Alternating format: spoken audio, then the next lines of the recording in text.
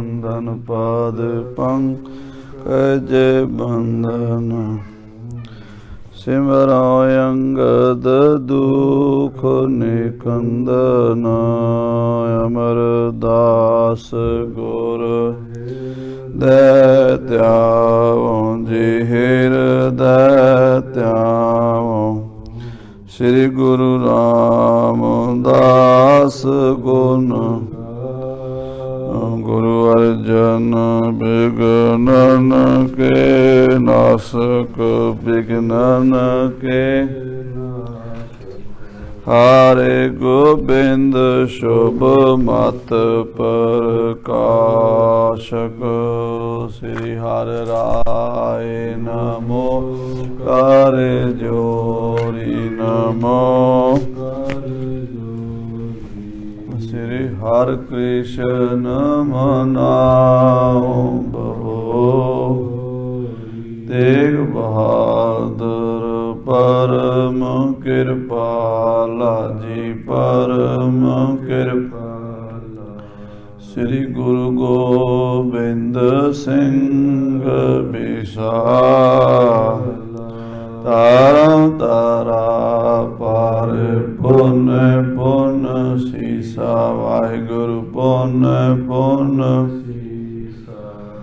बंदों बार बार जगदी एक अंकार सतगुरु ते प्रसाद सच हो वाहिगुरु जी की फतेह है विघ्न विनाशन जिसमें अमृत ज्ञान है मानक भगत गुरु ग्रंथ साहिब उदद बंदों करेन कहाँ बुद्ध प्रभ तुच्छ हमारी बरन सकै महिमा हम ना सकत कर सिफत तुम्हारी आप लिहो तुम कथा हम ना सकत कर सिफत तुम्हारी आप लिहो तुम कथा सुधारी। सतनाम श्री वाहिगुरु साहिब जी दोहरा। इस प्रकार श्री सतगुरु दिवस तेक सुजान विस्तारी कीरत जगत विस्तारी विषयान। वाहिगुरु जी का खालसा वाहिगुरु जी की फतेह। गुरु गरीब नवाज अंतरजामी सच्चे पातशाह जी महाराज बाणी गुरु गुरु है बाणी विच बाणी अमृत सारे गुरबाणी कह सेवक जन मानै प्रतख गुरु निस्तारे। श्री गुरु ग्रंथ साहिब जी महाराज दे पवित्र पावन चरण कमलों विखे संध्या दे दीवान सजे ਹਨ। गुरु कलगीधर जी का रहतनामिਆਂ ਵਿੱਚ ਖਾਲਸੇ ਨੂੰ ਉਪਦੇਸ਼ ਹੈ। ਸੰਧਿਆ ਸਮੇਂ ਸੁਨੇ ਰਹਿਰਾਸ ਕੀਰਤਨ ਕਥਾ सुनै हर जास। इनमें नेम जो एक कराए सो सिख अमरापुरी को जाए। गुरु के खालसे ਲਈ मर्यादा है शामां दे समय रहरास दा पाठ सुनना, आरती आरते दा कीर्तन सुनना ते गुर इतिहास की कथा सुननी। दोवें समय गुरु घर दे विच गुरबाणी दे प्रवाह चलदे हन। अमृत वेले जिथे गुरु का सिख पंजां बाणियां दा नितनेम करदा है, श्री आसा जी दी वार दे शब्द कीर्तन का आनंद माणदा है। गुरु की बाणी श्री गुरु ग्रंथ साहिब जी की रब्बी बाणी की गुरबाणी की कथा सरवण करता है। उत्थे शाम नूं रहरास साहिब आरती आरते का कीर्तन अते गुर इतिहास की कथा, यह विधान गुरु काल तो चलिया आ रहा है। आप जी गुरु के चरणों च बैठ करके अमृतमयी गुरबाणी का कीर्तन सत्कारयोग बाबा जी की रसना तो सरवण कर रहे सी। आओ हुण मन बिरतियां कलगीधर पिता पंथ दे वाली साहिबे कमाल ਸ੍ਰੀ ਗੁਰੂ ਗੋਬਿੰਦ ਸਿੰਘ ਸਾਹਿਬ ਕਲਗੀਧਰ ਪਾਤਸ਼ਾਹ ਜੀ ਦੇ ਚਰਨਾਂ 'ਚ ਜੋੜੀਏ। ਸਤਿਗੁਰਾਂ ਦਾ ਜਾਹੋ ਜਲਾਲ, ਵੱਧਦਾ ਹੋਇਆ ਪ੍ਰਤਾਪ, ਜਿਹੜਾ ਗੁਰੂ ਕੇ ਸਿੱਖਾਂ ਲਈ ਬੜਾ ਆਨੰਦਦਾਇਕ ਹੈ। ਗੁਰੂ ਕਾ ਖਾਲਸਾ ਆਪਣੇ ਗੁਰੂ ਦੀ ਸੋਭਾ ਸੁਣ ਸੁਣ ਕੇ ਜਿਉਂਦਾ ਹੈ। ਗੁਰਸਿੱਖਾਂ ਕੈ ਮਨ ਭਾਵੰਦੀ, ਗੁਰ ਸਤਿਗੁਰ ਕੀ ਵਡਿਆਈ। ਸੇਵਕ ਸਿੱਖ ਸਭ ਵੇਖ ਵੇਖ ਜੀਵਨ, ਉਹਨਾਂ ਅੰਤਰ ਹਿਰਦੈ ਭਾਈ। ਜਦੋਂ ਗੁਰੂ ਦੀ ਵਡਿਆਈ ਹੁੰਦੀ ਹੈ, ਗੁਰੂ ਦੀ ਸੋਭਾ ਹੁੰਦੀ ਹੈ, ਗੁਰੂ ਦੀ ਕਥਾ ਹੁੰਦੀ ਹੈ, ਉਸ ਵੇਲੇ ਗੁਰੂ ਕਾ ਖਾਲਸਾ, ਗੁਰੂ ਕੇ ਸਿੱਖ, ਗੁਰੂ ਕੇ ਪਿਆਰੇ ਖੁਸ਼ ਹੁੰਦੇ ਹਨ। ਦੂਜੇ ਪਾਸੇ ਨਿੰਦਕ ਦੁਸ਼ਟ ਵਡਿਆਈ ਵੇਖ ਨਾ ਸਕਨੀ, ਉਹਨਾਂ ਪਰਾਇਆ ਭਲਾ ਨਾ ਸੁਖਾਈ। ਜਿਹੜੇ ਨਿੰਦਕ ਦੁਸ਼ਟ ਪਾਪੀ ਨੀਚ ਬਿਰਤੀਆਂ ਵਾਲੇ, ਉਹ ਗੁਰੂ ਮਹਾਰਾਜ ਦੀ ਸੋਭਾ ਨੂੰ ਵੇਖ ਕੇ ਸੜਦੇ ਹਨ, ਦੁਖੀ ਹੁੰਦੇ ਹਨ। ਜਿੱਥੇ ਗੁਰੂ ਕੇ ਸਿੱਖਾਂ ਨੂੰ ਚਾਹ ਚੜ੍ਹ ਰਹੇ ਸਨ, ਉੱਥੇ ਰਾਜਾ ਭੀਮ ਚੰਦ ਅੰਦਰੋਂ ਅੰਦਰੀ ਸੜ ਰਿਹਾ ਸੀ। ਉਹ ਗੁਰੂ ਸਾਹਿਬ ਜੀ ਦੀ ਸੋਭਾ ਬਰਦਾਸ਼ਤ ਨਹੀਂ ਸੀ ਕਰ ਰਿਹਾ। ਗੁਰੂ ਸਾਹਿਬ ਨਾਲ ਮੱਥਾ ਲਾਉਣ ਦੀਆਂ ਤਿਆਰੀਆਂ ਕਰ ਰਿਹਾ ਸੀ। ਗੁਰੂ ਸਾਹਿਬ ਕੋਲੋਂ ਬਹਾਨੇ ਨਾਲ ਹਾਥੀ ਮੰਗ ਕੇ ਕਿ ਗੁਰੂ ਸਾਹਿਬ ਤੋਂ ਮੈਂ ਹਾਥੀ ਲੈ ਆਵਾਂਗਾ ਪ੍ਰਸ਼ਾਦੀ, ਤੇ ਬਾਅਦ ਵਿੱਚ ਮੁੱਕਰ ਜਾਵਾਂਗਾ, ਵਾਪਸ ਨਹੀਂ ਕਰਾਂਗਾ। ਪਰ ਘਟ ਘਟ ਕੇ ਅੰਤਰ ਕੀ ਜਾਣਤ, ਭਲੇ ਬੁਰੇ ਕੀ ਪੀਰ ਪਛਾਨਤ। ਜਾਣੀ ਜਾਣ ਸਤਿਗੁਰੂ ਦੇ ਸਾਹਮਣੇ ਭੀਮ ਚੰਦ ਦੀ ਪੇਸ਼ ਨਹੀਂ ਗਈ। ਸਤਿਗੁਰੂ ਜੀ ਨੇ ਕਹਿ ਦਿੱਤਾ ਕਿ ਗੁਰੂ ਕੀ ਸੰਗਤ ਵੱਲੋਂ ਆਈ ਹੋਈ ਚੀਜ਼ ਅਸੀਂ ਕਿਸੇ ਨੂੰ ਨਹੀਂ ਦੇ ਸਕਦੇ, ਸਾਡੇ ਖਰੀਦੇ ਹਾਥੀਆਂ ਵਿੱਚੋਂ ਬੇਸ਼ੱਕ ਲੈ ਜਾਵੇ। ਰਾਜਾ ਅੰਦਰੋਂ ਅੰਦਰੀ ਬੜਾ ਦੁਖੀ ਹੋਇਆ। ਪਹਾੜਾਂ ਵਿੱਚ ਇਸ ਗੱਲ ਦੀ ਖਬਰ ਫੈਲ ਗਈ ਕਿ ਰਾਜੇ ਭੀਮ ਚੰਦ ਦੀ ਤੇ ਗੁਰੂ ਗੋਬਿੰਦ ਸਿੰਘ ਦੀ ਆਪਸ 'ਚ ਵਿਗੜ ਗਈ ਹੈ। ਇਹ ਦੋਵੇਂ ਗੁਆਂਢੀ ਹਨ। ਇੱਕ ਪਾਸੇ ਕਹਿਲੂਰ ਦੀ ਰਿਆਸਤ ਦਾ ਰਾਜਧਾਨੀ ਬਿਲਾਸਪੁਰ ਹੈ, ਦੂਜੇ ਪਾਸੇ ਕਲਗੀਧਰ ਪਾਤਸ਼ਾਹ ਦਾ ਨਗਰ ਸ੍ਰੀ ਅਨੰਦਪੁਰ ਸਾਹਿਬ ਹੈ। ਇਹਨਾਂ ਦੋਵਾਂ ਸ਼ਹਿਰਾਂ ਦੇ ਵਿੱਚ ਤਣਾਅ ਬਣ ਗਿਆ ਹੈ।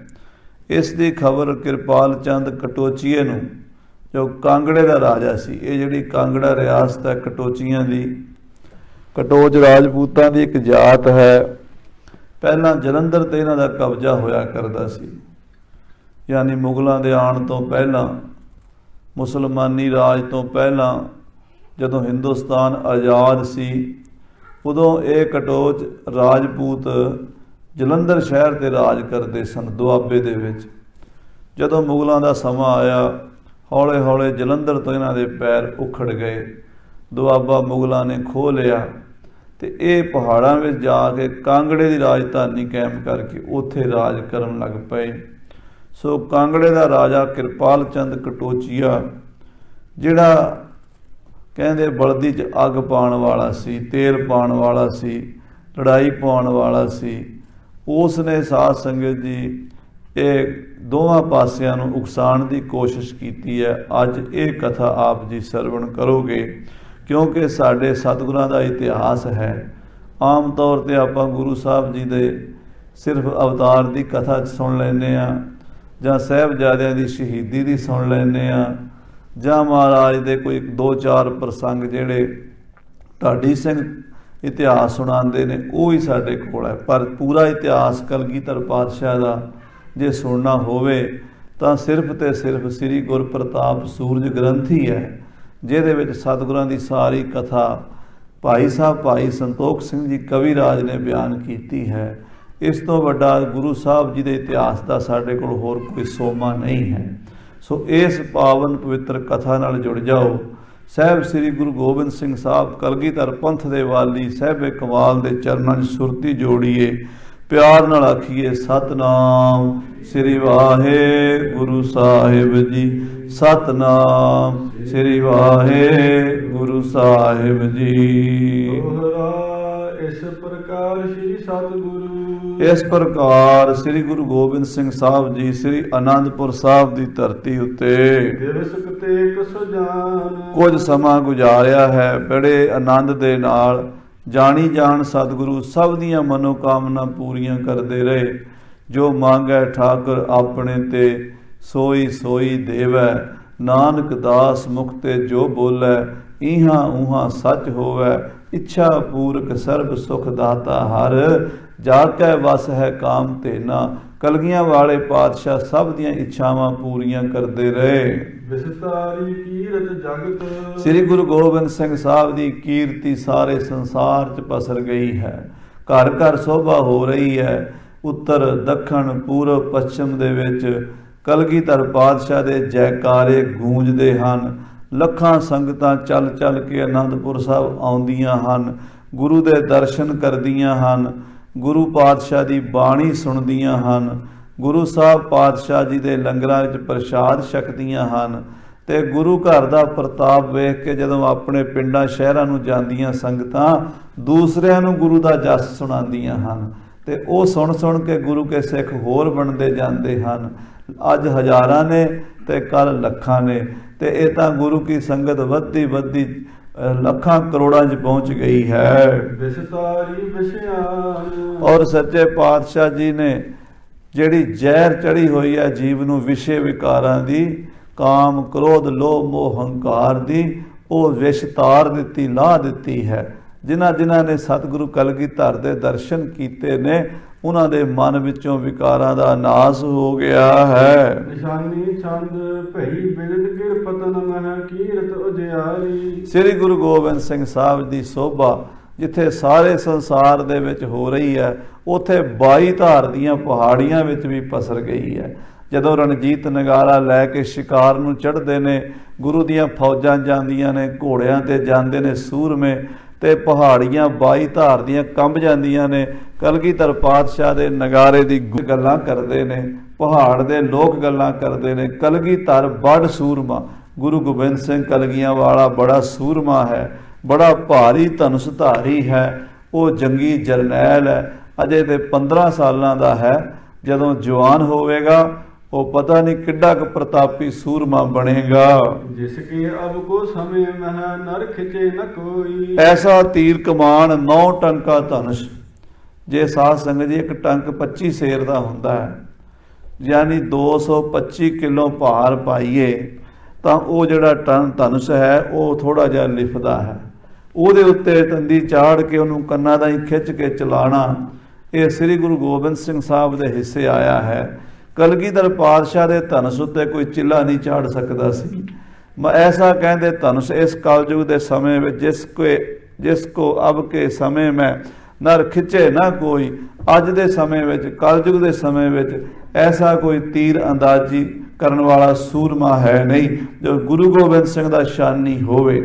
ਖਪਰੇ ਤੀਛਨ ਭੀਖਨਾ ਕਰਵਾਇਸ ਜੋਈ। 4-4 ਉਂਗਲ ਚੌੜੇ ਬੜੇ ਭਿਆਨਕ ਤਿੱਖੇ ਤੀਰ ਗੁਰੂ ਕਲਗੀਆਂ ਵਾਲੇ ਨੇ ਆਪਣੇ ਕਾਰਖਾਨੇ 'ਚ ਤਿਆਰ ਕਰਾਏ ਨੇ। ਸ਼ਿਕਲੀਗਰਾਂ ਨੇ ਵਧੀਆ ਵਧੀਆ ਸ਼ਸਤਰ ਬਣਾ ਕੇ ਭੇਟਾ ਕੀਤੇ ਨੇ। ਛਿਪਰ ਪੰਜ ਬਗਰਾਏ ਕਰ ਛੋਰਤ ਬੜ ਦੂਰੀ। ਇਸ ਤਰ੍ਹਾਂ ਗੁਰੂ ਆਪਣੇ ਕਮਾਨ 'ਚ ਤੀਰ ਚਾੜਦਾ ਹੈ, ਛੱਡਦਾ ਹੈ, ਉਹ ਤੀਰ ਅਜੇ ਜਾ ਰਿਹਾ ਹੁੰਦਾ ਤੇ ਬੜੀ ਫੁਰਤੀ ਨਾਲ ਦੂਜਾ ਤੀਰ ਵੀ ਪਿੱਛੇ ਤੋੜ ਦਿੰਦਾ ਹੈ। ਇੰਨੀ ਗੁਰੂ ਦੇ ਵਿੱਚ ਤੀਰ ਅੰਦਾਜ਼ੀ ਦੀ ਫੁਰਤੀ ਹੈ। ਪੋਸਨ ਲਗ ਪਹੁੰਚਤ ਚਲ ਹੈ ਬਲ ਕੇ ਭਰਪੂਰੀ। ਗੁਰੂ ਗੋਬਿੰਦ ਸਿੰਘ ਦਾ ਤੀਰ 7-7 ਕੋਹ ਤੇ ਮਾਰ ਕਰਦਾ ਹੈ। ਅੱਜ ਵੀ ਆਨੰਦਪੁਰ ਸਾਹਿਬ ਦੇ ਲਾਗੇ ਉਹ ਗੁਰਦੁਆਰਾ ਹੈ ਜਿੱਥੇ ਸਤਿਗੁਰੂ ਜੀ ਨੇ 7 ਕੋਹ ਤੇ ਤੀਰ ਮਾਰਿਆ ਸੀਗਾ, ਯਾਨੀ ਕੋਹਾਂ ਤੱਕ ਤੀਰ ਦੀ ਮਾਰ ਹੈ। ਐਡਾ ਬਲੀ ਤੀਰ ਅੰਦਾਜ਼ ਗੁਰੂ ਗੋਬਿੰਦ ਸਿੰਘ ਹੈ। ਇਸ ਗੱਲ ਦਾ ਪਤਾ 22 ਧਾਰ ਦੇ ਪਹਾੜੀ ਰਾਜਿਆਂ ਨੂੰ ਲੱਗਦਾ ਜਾ ਰਿਹਾ ਹੈ। ਸੁਨੇ ਪੁਰਾਣਨ ਕੇ ਬਚਨ ਅਰਜਨ ਸਰ ਮਾਰੇ। ਕਹਿੰਦੇ ਪੁਰਾਣਾ ਵਿੱਚ ਸੁਣਿਆ ਕਿ ਮਹਾਭਾਰਤ ਦੇ ਸਮੇਂ ਵਿੱਚ ਇੱਕ ਮਹਾਬਲੀ ਹੋਇਆ ਅਰਜਨ, ਜਿਹਦੇ ਤੀਰਾਂ ਦਾ ਕੋਈ ਸ਼ਾਨੀ ਨਹੀਂ ਸੀ। ਉਸ ਵੇਲੇ ਉਹਦੇ ਤੀਰਾਂ ਦੀ ਕੋਈ ਤਾਬ ਨਹੀਂ ਸੀ ਝੱਲ ਸਕਦਾ। ਬਾਣਾ ਬਲੀ ਅਰਜਨ ਹੈ ਸਾਜੀ, ਐਦਾਂ ਤੀਰ ਚਲਾਉਂਦਾ ਸੀ ਅਸਮਾਨ ਦੇ ਵਿੱਚ। ਇੱਕ ਇੱਕ ਤੀਰ ਨਾਲ ਕਿੰਨੇ ਕਿੰਨੇ ਤੀਰ ਪ੍ਰਗਟ ਕਰਕੇ ਇੱਦਾਂ ਬਣਾ ਦਿੰਦਾ ਸੀ ਜਿਵੇਂ ਸ਼ਹਿਰ ਵਸਿਆ ਹੁੰਦਾ ਹੈ। ਉਹ ਬੜੀਆਂ ਬੜੀਆਂ ਰਚਨਾਵਾਂ ਕਰ ਦਿੰਦਾ ਸੀ ਤੀਰਾਂ ਦੇ ਨਾਲ। ਉਹ ਮਹਾਭਾਰਤ ਦਾ ਯੋਧਾ ਸੀ। ਕਹਿੰਦੇ ਕਲਯੁਗ ਵਿੱਚ ਉਹਦੇ ਵਰਗਾ ਯੋਧਾ ਕੋਈ ਨਹੀਂ, ਪਰ ਉਸ ਤੋਂ ਵੀ ਵੱਧ ਕੇ ਤੀਰ ਅੰਦਾਜ਼ੀ ਸ੍ਰੀ ਗੁਰੂ ਗੋਬਿੰਦ ਸਿੰਘ ਸਾਹਿਬ ਜੀ ਮਹਾਰਾਜ ਪ੍ਰਗਟ ਹੋਏ ਹਨ। ਤ੍ਰੇਤੇ ਯੁਗ ਸ੍ਰੀ ਰਾਮ ਜੀ ਧਨ ਵਿਦਿਆ ਭਾਰੇ। ਔਰ ਤ੍ਰੇਤੇ ਯੁਗ ਵਿੱਚ ਭਗਵਾਨ ਸ੍ਰੀ ਰਾਮਚੰਦਰ ਜੀ ਮਹਾਰਾਜ ਹੋਏ ਨੇ, ਜਿਨ੍ਹਾਂ ਦੇ ਬਾਰੇ ਬਾਣੀ ਵਿੱਚ ਵੀ ਬਚਨ ਆਉਂਦਾ ਕਿ ਉਹ ਤੀਰ ਉਹ ਅਮੋਘ ਬਾਣ ਮਾਰਦੇ ਸਨ। ਅਮੋਘ ਬਾਣ ਕਹਿੰਦੇ ਆ ਵੀ ਜਿੱਥੋਂ ਆਵਾਜ਼ ਆਵੇ ਨਾ ਹਨੇਰੇ ਦੇ ਵਿੱਚ ਉੱਥੇ ਹੀ ਤੀਰ ਚਲਾ ਦੇਣਾ। ਜਿੱਥੋਂ ਆਵਾਜ਼ ਆਵੇ ਬਿਨਾਂ ਦੇਖਿਆ ਆਵਾਜ਼ ਤੇ ਤੀਰ ਮਾਰ ਦੇਣਾ। ਸ੍ਰੀ ਰਾਮਚੰਦਰ ਦੇ ਹਿੱਸੇ ਆਇਆ ਹੈ। ਕਹਿੰਦੇ ਇਸੇ ਤਰ੍ਹਾਂ ਗੁਰੂ ਗੋਬਿੰਦ ਸਿੰਘ ਸਾਹਿਬ ਜੀ ਵੀ ਅਮੋਘ ਬਾਣ ਚਲਾਣਾ ਜਾਣਦੇ ਹਨ। ਨਾਮ ਪਿਤਾਮਾ ਇਹਨਾਂ ਕੋ ਸ੍ਰੀ ਹਰਿਗੋਬਿੰਦਮ। ਜਾਂ ਫਿਰ ਕਲਯੁਗ ਵਿੱਚ ਇਹਨਾਂ ਦੇ ਦਾਦਾ ਜੀ ਧੰਨ ਗੁਰੂ ਹਰਗੋਬਿੰਦ ਸਾਹਿਬ ਜੀ ਮਹਾਰਾਜ ਮੀਰੀਆਂ ਪੀਰੀਆਂ ਦੇ ਮਾਲਕ ਹੋਏ ਨੇ। ਦਲ ਭੰਜਨ ਗੁਰ ਸੂਰਮਾ ਬੜ ਜੋਧਾ ਬਹੁ ਪਰਉਪਕਾਰੀ। ਉਹਨਾਂ ਦੇ ਤੀਰਾਂ ਦੀ ਵੀ ਕੋਈ ਤਾਬ ਨਹੀਂ ਝੱਲ ਸਕਿਆ। ਬੜੇ ਬੜੇ ਸੂਰਮਿਆਂ ਨੂੰ ਆਪਣੇ ਤੀਰਾਂ ਨਾਲ ਪਾਰ ਲੰਘਾ ਦਿੱਤਾ ਹੈ। ਸੁਨੀ ਸ਼ਾਹਦੀਤ ਨੋ ਕੀ ਹਤ ਤੁਰਕੰ ਬ੍ਰਿੰਦਮ। ਕਹਿੰਦੇ ਉਹਨਾਂ ਦੀ ਸਾਖੀਆਂ ਸੁਣੀਆਂ ਨੇ, ਉਹਨਾਂ ਦੇ ਪ੍ਰਸੰਗ ਸੁਣੇ ਨੇ ਕਿ ਪਹਿਲੇ ਜੰਗ ਵਿੱਚ ਉਹਨਾਂ ਨੇ ਸ੍ਰੀ ਅੰਮ੍ਰਿਤਸਰ 7000 ਮੁਗਲਾਂ ਨੂੰ ਪਾਰ ਬੁਲਾਇਆ। ਦੂਜੇ ਜੰਗ ਵਿੱਚ ਗੁਰੂ ਸਾਹਿਬ ਜੀ ਨੇ 14000 ਮੁਗਲਾਂ ਦੀ ਫੌਜ ਮਾਰ ਕੇ ਬਿਆਸਾ ਦਰਿਆ 'ਚ ਰੋੜ ਦਿੱਤੀ। ਤੀਜੇ ਜੰਗ ਵਿੱਚ 34000 ਤੁਰਕਾਂ ਦੀ ਫੌਜ ਮਾਰੀ ਤੇ ਚੌਥੇ ਜੰਗ ਵਿੱਚ 78000 ਫੌਜ ਮਾਰੀ। ਇਹੋ ਜਿਹੇ ਬਲੀ ਸੂਰਮੇ ਛੇਵੇਂ ਪਾਤਸ਼ਾਹ ਜੀ ਮਹਾਰਾਜ ਹੋਏ ਹਨ। ਇਸ ਬਿਦ ਕੇ ਸਰ ਛੋਰ ਤੇ ਰਾਖੀ ਸੰਗ ਸੈਨਾ। ਉਸੇ ਤਰ੍ਹਾਂ ਹੀ ਉਹਨਾਂ ਦੇ ਪੋਤਰੇ ਹਨ ਸ੍ਰੀ ਗੁਰੂ ਗੋਬਿੰਦ ਸਿੰਘ ਜੀ ਮਹਾਰਾਜ। ਉਦਾਂ ਹੀ ਫੌਜਾਂ ਰੱਖੀਆਂ ਨੇ, ਉਦਾਂ ਹੀ ਘੋੜੇ ਰੱਖੇ ਨੇ, ਉਦਾਂ ਹੀ ਸ਼ਸਤਰ ਰੱਖੇ ਨੇ। ਆਪਣੇ ਦਾਦੇ ਦੀ ਤਰ੍ਹਾਂ ਹੀ ਤਖਤਾਂ ਤੇ ਬੈਠਦੇ ਨੇ, ਕਲਗੀਆਂ ਲਾਉਂਦੇ ਨੇ, ਰਾਜਿਆਂ ਮਹਾਰਾਜਿਆਂ ਦੀ ਤਰ੍ਹਾਂ ਰਹਿੰਦੇ ਨੇ ਔਰ ਸੂਰਮੇ ਬਹਾਦਰ ਯੋਧਿਆਂ ਦੀ ਫੌਜ ਭਰਤੀ ਕੀਤੀ ਹੈ। ਭੀਮ ਚੰਦ ਸੋਰਿਸ ਭਈ ਕਿਸ ਦੇ ਮਨ ਭੈਣਾ। ਰਾਜੇ ਭੀਮ ਚੰਦ ਤੋਂ ਵੀ ਡਰਦੇ ਨਹੀਂ।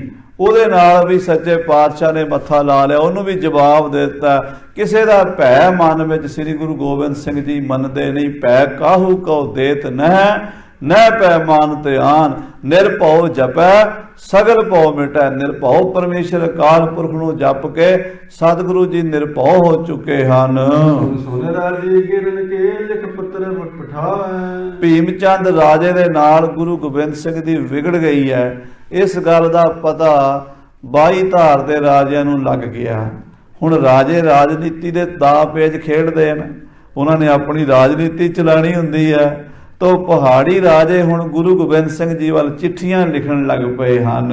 ਦੋਨੋਂ ਦਿਸ ਕੋ ਜਸ ਕਹੈ ਜਿਮ ਕੋਪ ਉਪਾਵੈ। ਉਹ ਇਹੋ ਜਿਹੇ ਰਾਜੇ ਵੀ ਹਨ ਜਿਹੜੇ ਦੋਵਾਂ ਪਾਸਿਆਂ ਨੂੰ ਅੱਗ ਲਾਉਣਾ ਚਾਹੁੰਦੇ ਆ, ਦੋਵਾਂ ਪਾਸਿਆਂ ਚਿੰਗਾਰੀ ਸੁੱਟਣੀ ਚਾਹੁੰਦੇ ਆ, ਲੜਾਈ ਕਰਾਣੀ ਚਾਹੁੰਦੇ ਆ।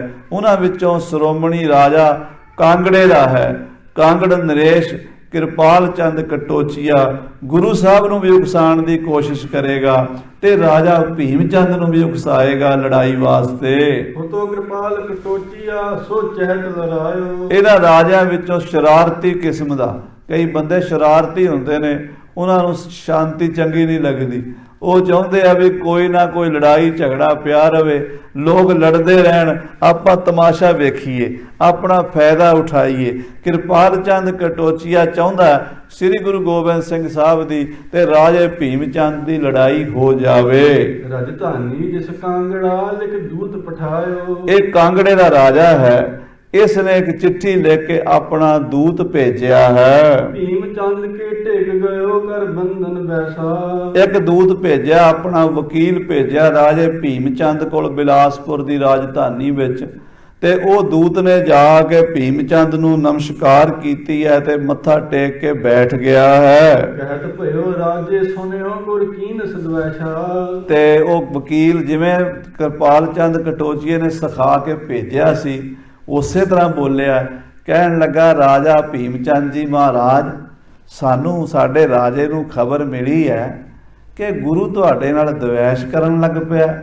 ਗੁਰੂ ਤੁਹਾਡੇ ਕਹਿਣੇ ਵਿੱਚ ਨਹੀਂ ਚੱਲਦਾ। ਛੋਟਾ ਜਿਹਾ ਉਮਰ ਦਾ ਗੁਰੂ, ਥੋੜੀ ਜਿਹੀ ਉਮਰ ਦਾ, ਜੋ ਮਹਾਰਾਜ ਦੀ ਉਮਰ 15 ਸਾਲ ਦੀ ਸੀ ਉਦੋਂ, 14-15 ਸਾਲ ਦਾ ਬੱਚਾ ਤੇ ਤੁਹਾਨੂੰ ਅੱਖਾਂ ਵਿਖਾਉਂਦਾ, ਬੜੀ ਮਾੜੀ ਗੱਲ ਹੈ। ਸਾਡੇ ਰਾਜੇ ਕਿਰਪਾਲ ਚੰਦ ਨੂੰ ਬੜਾ ਦੁੱਖ ਲੱਗਾ। ਇਹ ਕਿਵੇਂ ਹੋ ਸਕਦਾ, ਅਸੀਂ ਰਾਜੇ ਆ ਮਹਾਰਾਜ, ਸਾਡੇ ਹੁੰਦਿਆਂ ਤੁਹਾਨੂੰ ਗੁਰੂ ਅੱਖਾਂ ਵਿਖਾ ਜਾਵੇ ਹੈ। ਸਾਨੂੰ ਤਾਂ ਇਹ ਗੱਲ ਬਿਲਕੁਲ ਚੰਗੀ ਨਹੀਂ ਲੱਗੀ। ਸਾਥੋਂ ਬਰਦਾਸ਼ਤ ਨਹੀਂ ਹੁੰਦੀ ਕਿ ਅਸੀਂ ਰਾਜਪੂਤ ਰਾਜੇ 22 ਧਾਰ ਦੇ ਤੇ ਸਾਨੂੰ ਗੁਰੂ ਅੱਖਾਂ ਵਿਖਾਉਂਦਾ ਹੈ, ਗੁਰੂ ਸਾਡੀ ਪਰਵਾਹ ਨਹੀਂ ਕਰਦਾ। ਸਤਿਗੁਰ ਜੋਰਾ ਵਰ ਮਹਾ ਡਰ ਕਿਤੋਂ ਨ ਪਾਵਾ। ਗੁਰੂ ਗੁਰੂ ਗੋਬਿੰਦ ਸਿੰਘ ਬੜਾ ਜੋਰਾਵਰ ਹੈ, ਬੜਾ ਲੜਾਕਾ ਹੈ, ਬੜਾ ਸੂਰਮਾ ਹੈ ਤੇ ਕਿਸੇ ਦਾ ਡਰ ਨਹੀਂ ਮੰਨਦਾ, ਕਿਸੇ ਦਾ ਭੈ ਨਹੀਂ ਮੰਨਦਾ। ਜੇ ਤੁਮ ਕਰੋ ਸੰਗਰਾਮ ਮੈਂ ਬੜ ਅਵਗੁਣ ਹੋਵੈ। ਹੇ ਰਾਜਾ ਭੀਮ ਚੰਦ ਜੀ, ਜੇ ਤੁਸੀਂ ਨਰਮਾਈ ਰੱਖੀ, ਗੁਰੂ ਨਾਲ ਲੜਾਈ ਨਾ ਕੀਤੀ, ਤੁਸੀਂ ਠੰਡੇ ਰਹਿ ਗਏ ਤੇ ਫਿਰ ਇਹਦੇ 'ਚ ਆਪਣਾ ਬੜਾ ਨੁਕਸਾਨ ਹੋਣਾ। ਫਿਰ ਤੇ ਸਾਨੂੰ ਕਿਸੇ ਨੇ ਰਾਜਾ ਹੀ ਨਹੀਂ ਮੰਨਣਾ, ਫਿਰ ਤਾਂ ਸਾਡੀ ਕਿਸੇ ਨੇ ਪਰਵਾਹ ਹੀ ਨਹੀਂ ਕਰਨੀ, ਫਿਰ ਤਾਂ ਜਣਾ ਖਣਾ ਸਾਨੂੰ ਅੱਖਾਂ ਵਿਖਾਏਗਾ।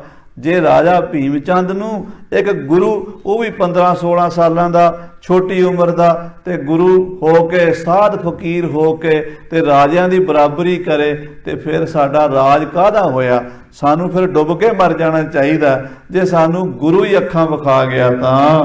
ਗੁਰੂ ਕਾ ਸੋ ਦੇਸ਼ ਤੇ ਤਬ ਸੁਖ ਕਰ ਸੋਵੈ। ਕਹਿੰਦੇ ਆਪਾਂ ਰਲ ਮਿਲ ਕੇ ਗੁਰੂ ਨੂੰ ਕੱਢ ਦਈਏ ਦੇਸ਼ ਵਿੱਚੋਂ, ਆਪਣੇ ਨੇੜੇ ਨਾ ਰਹਿਣ ਦਈਏ, ਆਨੰਦਪੁਰ ਉਜਾੜ ਦਈਏ ਤੇ ਗੁਰੂ ਨੂੰ ਧੱਕਾ ਦੇ ਕੇ ਕਿਤੇ ਦੂਰ ਪਹੁੰਚਾ ਦਈਏ, ਆਪਾਂ ਸੁੱਖ ਨਾਲ ਸੌਵਾਂਗੇ। ਤੇ ਜੇ ਗੁਰੂ ਸਾਡੇ ਕੋਲ ਰਿਹਾ, ਇਹ ਨਗਾਰੇ ਵਜਾ ਕੇ ਸਾਡੀ ਛਾਤੀ ਤੇ ਮੂੰਗ ਦਲੇਗਾ, ਰੋਜ਼ ਆਵੇਗਾ, ਸਾਨੂੰ ਡਰਾਵੇਗਾ, ਫਿਰ ਸਾਡੀ ਇੱਜ਼ਤ ਨਹੀਂ ਰਹਿਣੀ, ਸਾਡੀ ਕਿਸੇ ਨੇ ਪਰਵਾਹ ਨਹੀਂ ਕਰਨੀ, ਸਾਡਾ ਰਾਜ ਖੋਹ ਲੇਗਾ ਗੁਰੂ। ਇਸ ਕਰਕੇ ਰਲ ਮਿਲ ਕੇ ਗੁਰੂ ਨੂੰ ਆਪਣੇ ਇਲਾਕੇ ਵਿੱਚੋਂ, ਪੰਜਾਬ ਵਿੱਚੋਂ ਦੂਰ ਕੱਢ ਦਈਏ। ਨਤ ਉਠਾਇ ਉਤਪਾਤ ਕੋ ਦੇ ਫਰਜ ਉਜਾਰੀ। ਨਹੀਂ ਤਾਂ ਇਹ ਉਤਪਾਤ ਕਰੇਗਾ, ਇਹਦੇ ਸਿੱਖ ਲੱਖਾਂ ਹੀ ਨੇ, ਇਹ ਸਿੱਖਾਂ ਨੂੰ ਇਕੱਠੇ ਕਰਕੇ ਸਾਡਾ ਦੇਸ਼ ਉਜਾੜ ਦੇਗਾ, ਸਾਡੀਆਂ ਰਾਜਧਾਨੀਆਂ ਤੇ ਕਬਜ਼ਾ ਕਰ ਲੇਗਾ, ਸਾਡੀ ਇੱਜ਼ਤ ਮਿੱਟੀ 'ਚ ਮਿਲਾ ਦੇਗਾ, ਇਹ ਸਾਨੂੰ ਖਤਮ ਕਰ ਦੇਗਾ, ਬਰਬਾਦ ਕਰ ਦੇਗਾ। ਰੋਜ਼ ਘੋੜਿਆਂ ਤੇ ਚੜ੍ਹ ਕੇ ਨਗਾਰੇ ਵਜਾ ਕੇ ਆਉਂਦਾ, ਸਾਡੇ ਇਲਾਕੇ 'ਚ ਸ਼ਿਕਾਰ ਮਾਰ ਕੇ ਲੈ ਜਾਂਦਾ, ਸਾਡੇ ਇਲਾਕੇ 'ਚ ਦੰਦ ਡਾਂਦਾ ਫਿਰਦਾ ਗੁਰੂ। ਅਸੀਂ ਗੁਰੂ ਦੀ ਇਹ ਜਿਹੜੀ ਚੜ੍ਹਤ ਹੈ ਬਰਦਾਸ਼ਤ ਨਹੀਂ ਕਰ ਸਕਦੇ ਰਾਜਾ ਜੀ, ਇਹਦੇ 'ਚ ਤੁਹਾਨੂੰ ਕੁਝ ਕਰਨਾ ਚਾਹੀਦਾ। ਇਹ ਕਿਰਪਾਲ ਚੰਦ ਕਟੋਚੀਆ ਭੀਮ ਚੰਦ ਨੂੰ ਉਕਸਾ ਰਿਹਾ ਵੀ ਲੜਾਈ ਹੋਵੇ ਤੇ ਆਪਾਂ ਤਮਾਸ਼ਾ ਵੇਖੀਏ। ਸੋ ਕਹਿੰਦਾ ਆਪਾਂ ਰਲ ਮਿਲ ਕੇ ਗੁਰੂ ਨੂੰ ਕੱਢ ਦਿਓ, ਤੁਸੀਂ ਤਗੜੇ ਹੋ ਕੇ ਗੁਰੂ ਨੂੰ ਭਜਾ ਦਿਓ, ਤਾਂ ਹੀ ਆਪਣਾ ਰਾਜ ਬਚੇਗਾ।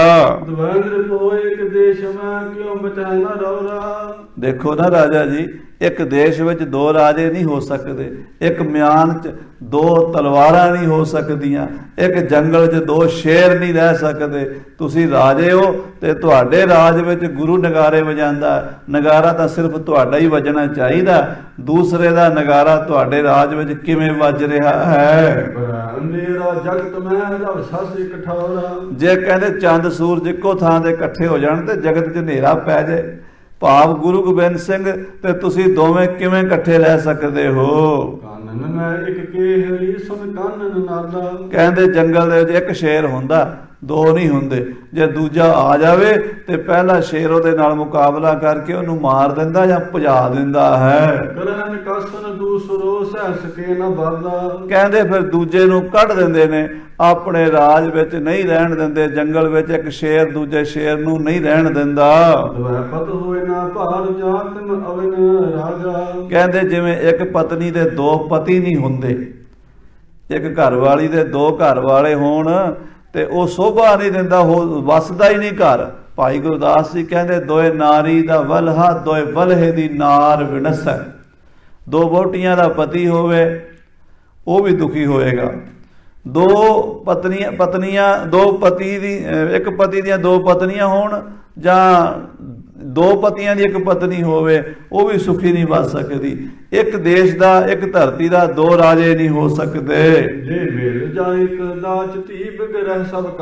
ਜੇ ਕਦੀ ਇਕੱਠੇ ਹੋ ਜਾਣ ਆਮਣੇ ਸਾਹਮਣੇ ਤੇ ਲੜਾਈ ਹੁੰਦੀ ਹੈ, ਝਗੜਾ ਹੁੰਦਾ ਹੈ। ਇਸ ਕਰਕੇ ਤੁਸੀਂ ਰਾਜੇ ਹੋ ਤੇ ਗੁਰੂ ਗੋਬਿੰਦ ਸਿੰਘ ਤੁਹਾਡੇ ਰਾਜ ਵਿੱਚ ਰਾਜਿਆਂ ਦੀ ਤਰ੍ਹਾਂ ਨਗਾਰੇ ਵਜਾ ਰਿਹਾ ਹੈ। ਜਬ ਲਗ ਆਪਣੇ ਓਜ ਮਹਿ ਹੋਏ ਵੱਡ ਗਾਡੇ। ਜਿੰਨਾ ਚਿਰ ਰਾਜਾ ਭੀਮ ਚੰਦ ਜੀ, ਇਹ ਗੁਰੂ ਗੋਬਿੰਦ ਸਿੰਘ ਛੋਟਾ ਹੈ, ਇਹਨੂੰ ਕਾਬੂ ਕੀਤਾ ਜਾ ਸਕਦਾ ਜਦੋਂ ਇਹ ਆਪਣੇ ਬਲ ਵਿੱਚ, ਆਪਣੀ ਸ਼ਕਤੀ 'ਚ ਤਕੜਾ ਹੋ ਗਿਆ, ਜਵਾਨ ਹੋ ਗਿਆ।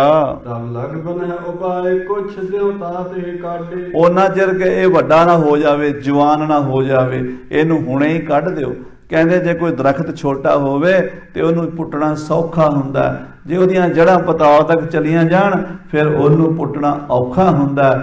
ਇਹ ਗੁਰੂ ਗੋਬਿੰਦ ਸਿੰਘ ਅਜੇ ਤਾਂ ਬੱਚਾ ਹੈ, ਅਜੇ ਤਾਂ 15 ਕੁ ਸਾਲਾਂ ਦਾ ਹੈ, ਇਹਨੂੰ ਭਜਾਣਾ ਸੌਖਾ ਹੈ।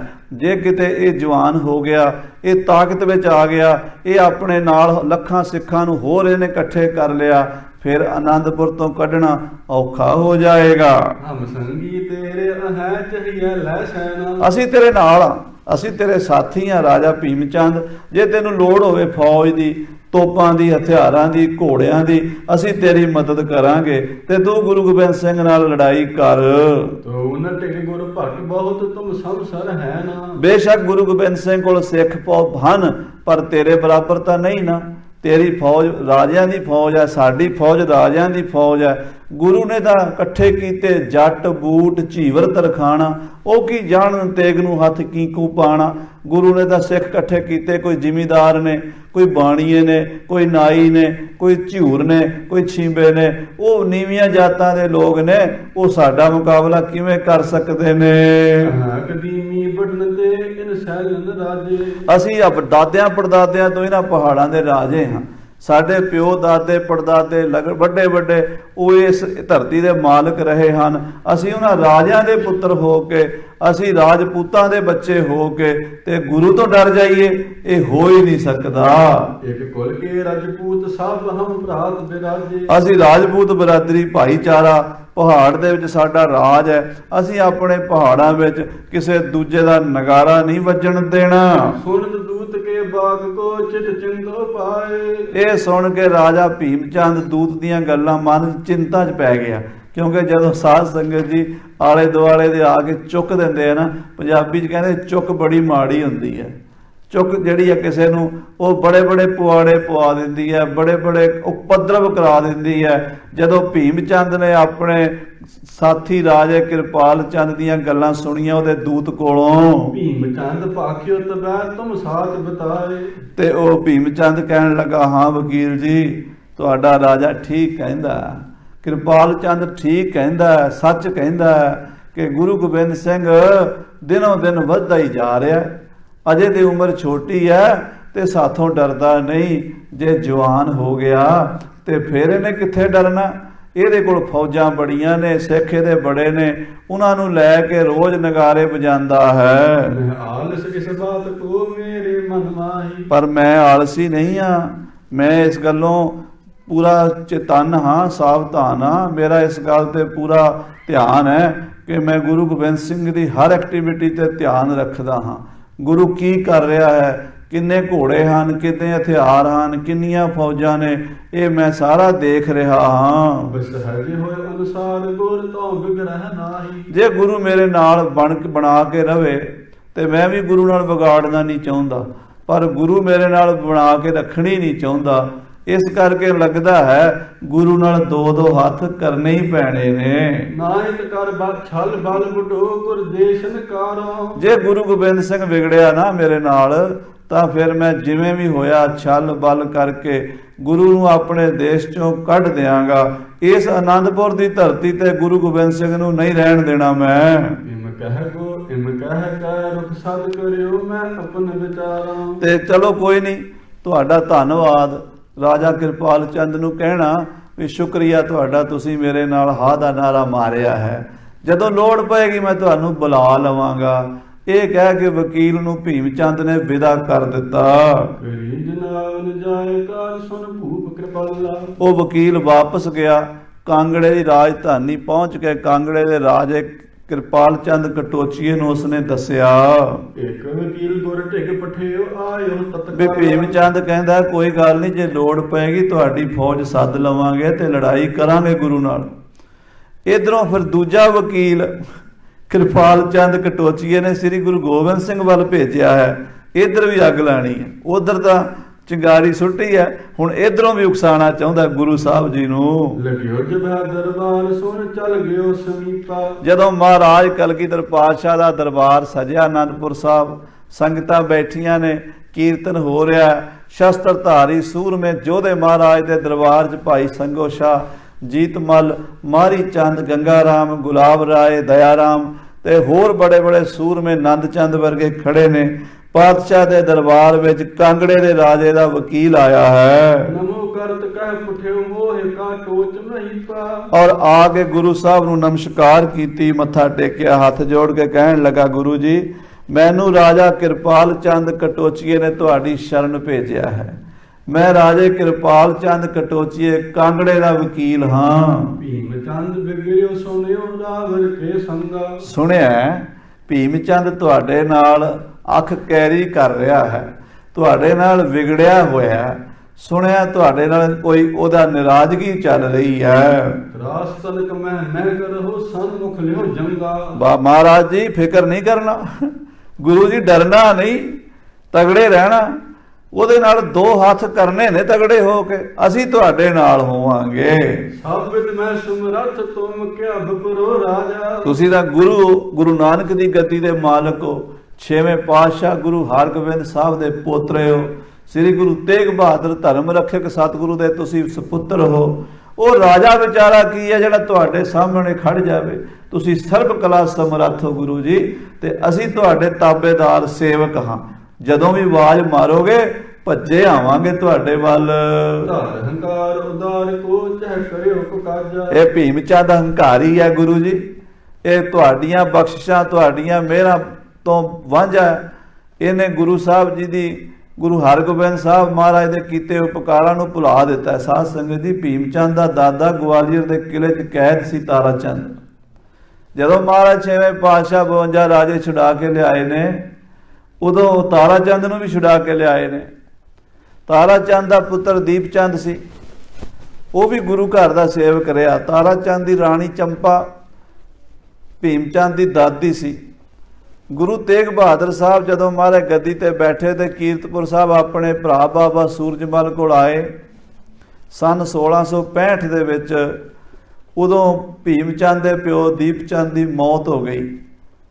ਰਾਣੀ ਚੰਪਾ ਦਾ ਪੁੱਤਰ ਸੀ ਦੀਪ ਚੰਦ। ਉਸ ਬੁੱਢੀ ਰਾਣੀ ਨੇ ਸੋਚਿਆ ਵੀ ਗੁਰੂ ਤੇਗ ਬਹਾਦਰ ਸਾਹਿਬ ਮਹਾਰਾਜ ਆਏ ਹੋਏ ਨੇ, ਬੇਨਤੀ ਕੀਤੀ ਮੇਰੇ ਪੁੱਤਰ ਦੇ ਭੋਗ ਤੇ ਆਓ। ਮਹਾਰਾਜ ਗੁਰੂ ਤੇਗ ਬਹਾਦਰ ਸਾਹਿਬ ਕੀਰਤਪੁਰ ਸਾਹਿਬ ਤੋਂ ਚੱਲ ਕੇ ਬਿਲਾਸਪੁਰ ਪਹੁੰਚੇ। ਰਾਣੀ ਚੰਪਾ ਨੇ ਬੜਾ ਸਤਿਕਾਰ ਕੀਤਾ, ਦੀਪ ਚੰਦ ਦਾ ਭੋਗ ਪਿਆ, ਰਸਮ ਪਗੜੀ ਹੋਈ। ਭੀਮ ਚੰਦ ਉਦੋਂ ਛੋਟਾ ਸੀ, ਬੱਚਾ ਸੀ, ਹੋਏਗਾ 12-15 ਸਾਲਾਂ ਦਾ। ਉਹਨੂੰ ਰਾਜ ਗੱਦੀ ਦਿੱਤੀ। ਜਦੋਂ ਰਾਜ ਗੱਦੀ ਦਿੱਤੀ ਤੇ ਗੁਰੂ ਤੇਗ ਬਹਾਦਰ ਸਾਹਿਬ ਨੂੰ ਮੱਥਾ ਟਿਕਾਇਆ ਗਿਆ ਵੀ ਗੁਰੂ ਸਾਹਿਬ ਦੇ ਚਰਨਾਂ 'ਚ ਮੱਥਾ ਟੇਕ।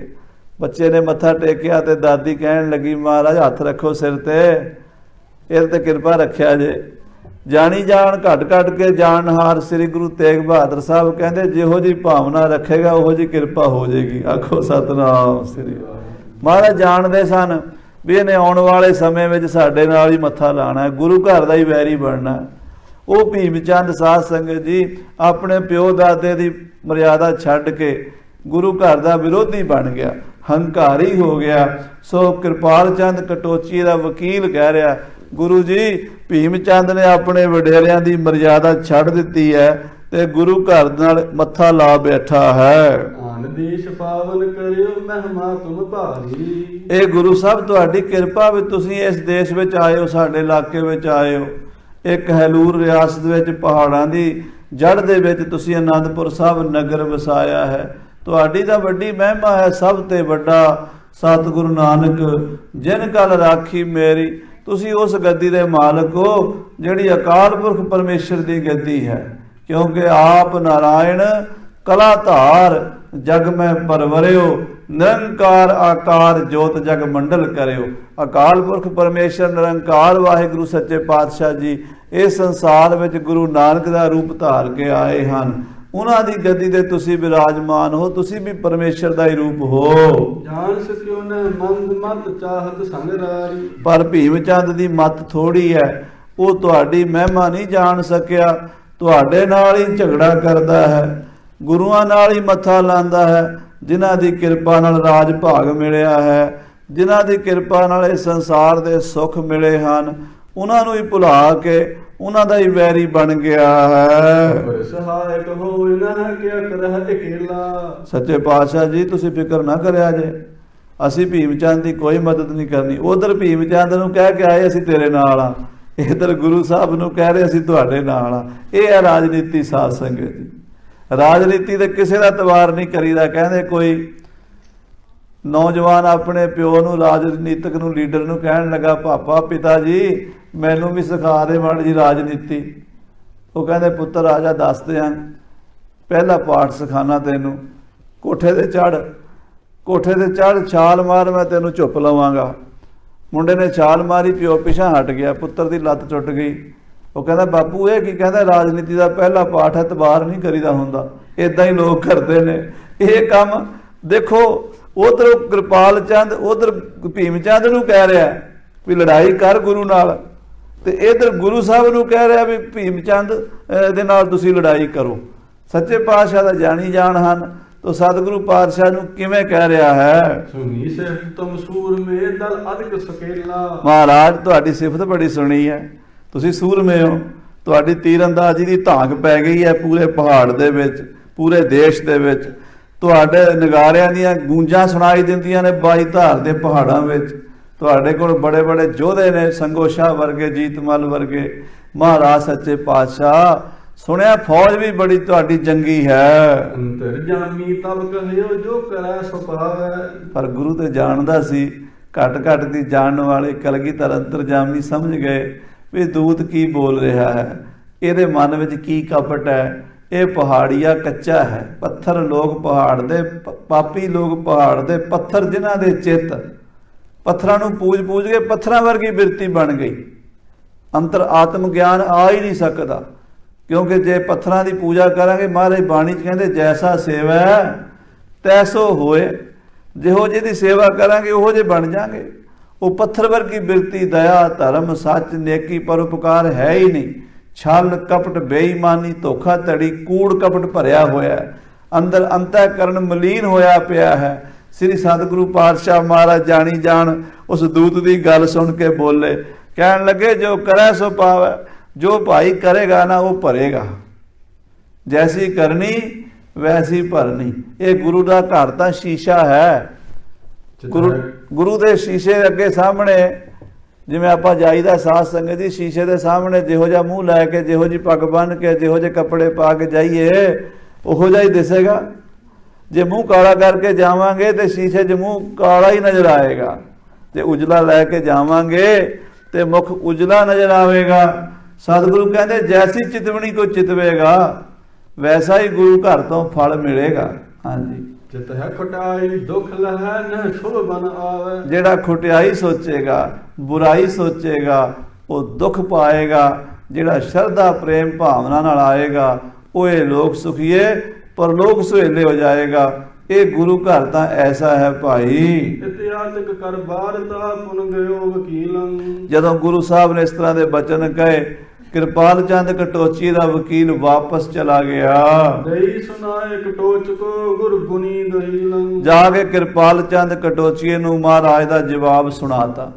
ਉਧਰੋਂ ਭੀਮ ਚੰਦ ਵਾਲਾ ਵਕੀਲ ਵੀ ਆ ਗਿਆ, ਇਧਰੋਂ ਗੁਰੂ ਸਾਹਿਬ ਵਾਲਾ ਵਕੀਲ ਵੀ ਆ ਗਿਆ। ਕਿਰਪਾਲ ਚੰਦ ਕਟੋਚੀਏ ਨੇ ਜਿਹੜਾ ਤੀਰ ਚਲਾਇਆ ਸੀ ਅਜੇ ਪੂਰਾ ਨਿਸ਼ਾਨੇ ਵੱਜਿਆ ਨਹੀਂ। ਅੱਗੇ ਜਾ ਕੇ ਭੰਗਾਣੀ ਦਾ ਜੰਗ ਹੋਣਾ, ਪਰ ਇਸ ਸਮੇਂ ਅਜੇ ਠੰਡ ਹੀ ਹੈ। ਮਹਾਰਾਜ ਸੱਚੇ ਪਾਤਸ਼ਾਹ ਕਹਿੰਦੇ ਭਾਈ ਜਿਹੋ ਜਿਹਾ ਮੌਕਾ ਬਣੇਗਾ ਵੇਖੀ ਜਾਵੇਗੀ। ਤਿਹਾਰੀ ਲਰਬੇ ਜੰਗ ਕੀਨਤ ਕਰਹ ਕਨੇਰੀ। ਤੇ ਗੁਰੂ ਸਾਹਿਬ ਬਾਰੇ ਦੱਸਿਆ ਵਕੀਲ ਨੇ ਕਿਰਪਾਲ ਚੰਦ ਕਟੋਚੀਏ ਨੂੰ ਕਿ ਰਾਜਾ ਜੀ ਗੁਰੂ ਗੋਬਿੰਦ ਸਿੰਘ ਬੜਾ ਸੂਰਮਾ ਹੈ, ਕਈ ਘੰਟੇ ਤੀਰ ਅੰਦਾਜ਼ੀ ਦਾ ਅਭਿਆਸ ਕਰਦਾ ਹੈ, ਗੋਲੀਆਂ ਦਾ, ਤੀਰਾਂ ਦਾ, ਸ਼ਸਤਰਾਂ ਦਾ ਬੜਾ ਜਾਣੂ ਹੈ।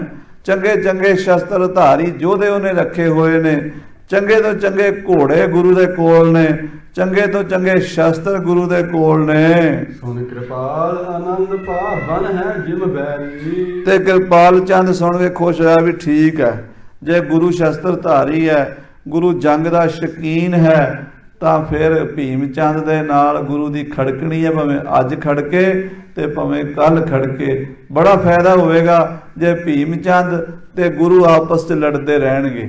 ਮੇਰਾ ਫਾਇਦਾ ਹੋਵੇਗਾ, ਕਿਉਂਕਿ ਤੀਜੀ ਧਿਰ ਹਮੇਸ਼ਾ ਫਾਇਦਾ ਉਠਾਉਂਦੀ ਹੈ। ਦੋ ਮੁਲਕ ਲੜਦੇ ਨੇ, ਤੀਜਾ ਮੁਲਕ ਫਾਇਦਾ ਉਠਾਉਂਦਾ। ਇਹ ਕਿਰਪਾਲ ਚੰਦ ਕਟੋਚੀਆ ਅੰਦਰੋਂ ਖੁਸ਼ ਹੋ ਰਿਹਾ ਕਿ ਗੁਰੂ ਗੋਬਿੰਦ ਸਿੰਘ ਦੀ ਤੇ ਭੀਮ ਚੰਦ ਦੀ ਲੜਾਈ ਹੋ ਜਾਵੇ। ਭੀਮ ਚੰਦ ਅਰ ਸਤਿਗੁਰੂ ਨ ਹੋਵੇ ਮੇਲਾ। ਕਿਰਪਾਲ ਚੰਦ ਚਾਹੁੰਦਾ ਕਿ ਗੁਰੂ ਗੋਬਿੰਦ ਸਿੰਘ ਦਾ ਤੇ ਭੀਮ ਚੰਦ ਦਾ ਆਪਸ 'ਚ ਮੇਲ ਨਾ ਹੋ ਜਾਵੇ, ਇਹਨਾਂ ਦੀ ਆਪਸ ਵਿੱਚ ਇਕੱਤਰਤਾ ਨਾ ਹੋ ਜਾਵੇ, ਫੁੱਟ ਪਈ ਰਵੇ ਤੇ ਮੈਨੂੰ ਫਾਇਦਾ ਹੋਵੇਗਾ।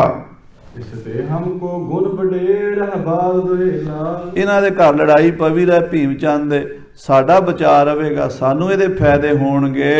ਇਮਹੀ ਕਹਿ ਪਠ ਬਤੋ ਜਿਮ ਪਰਹ ਲੜਾਈ। ਇਹ ਤਾਂ ਕਿਰਪਾਲ ਚੰਦ ਦੋਵਾਂ ਪਾਸਿਆਂ ਸੁਨੇ ਭੇਜਦਾ ਰਹਿੰਦਾ ਸੀ, ਉਧਰੋਂ ਭੀਮ ਚੰਦ ਨੂੰ ਚੁੱਕਦਾ ਰਹਿੰਦਾ ਸੀ, ਇਧਰੋਂ ਗੁਰੂ ਸਾਹਿਬ ਜੀ ਦੇ ਕੋਲ ਆ ਕੇ ਵੀ ਇਦਾਂ ਦੀਆਂ ਗੱਲਾਂ ਕਰਦਾ ਰਹਿੰਦਾ ਸੀ ਵੀ ਲੜਾਈ ਪੈ ਜਾਵੇ, ਲੜਾਈ ਹਟ ਨਾ ਜਾਵੇ, ਲੜਾਈ ਟਲੇ ਨਾ, ਲੜਾਈ ਹੋ ਕੇ ਰਵੇ।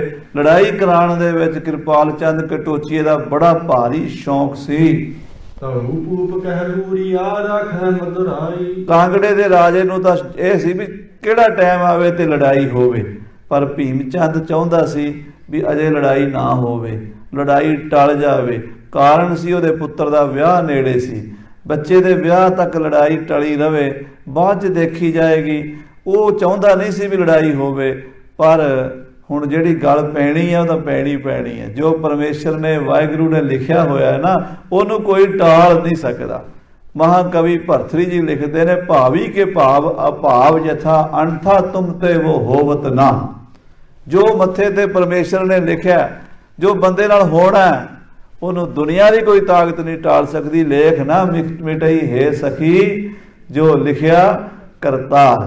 ਸੋ ਐਸਾ ਪਰਮੇਸ਼ਰ ਦਾ ਭਾਣਾ ਵਰਤਣਾ ਸੀ, ਭੰਗਾਣੀ ਦਾ ਜੰਗ ਹੋਣਾ ਸੀ, ਪਰ ਅਜੇ ਰਾਜਾ ਭੀਮ ਚੰਦ ਸਮਾਈ ਕਰ ਰਿਹਾ ਹੈ, ਟਾਲਾ ਕਰ ਰਿਹਾ ਹੈ। ਦੁਰਤ ਪ੍ਰਸਾਦੀ ਕੋ ਚਹਿ ਜਿਮ ਜਾਚਿਓ ਦੈ ਹੈ। ਅਸਲ 'ਚ ਉਹਨੂੰ ਲੜਾਈ ਦਾ ਸ਼ੌਂਕ ਨਹੀਂ ਸੀ, ਗੁਰੂ ਨਾਲ ਲੜਨ ਦਾ ਨਹੀਂ ਸੀ।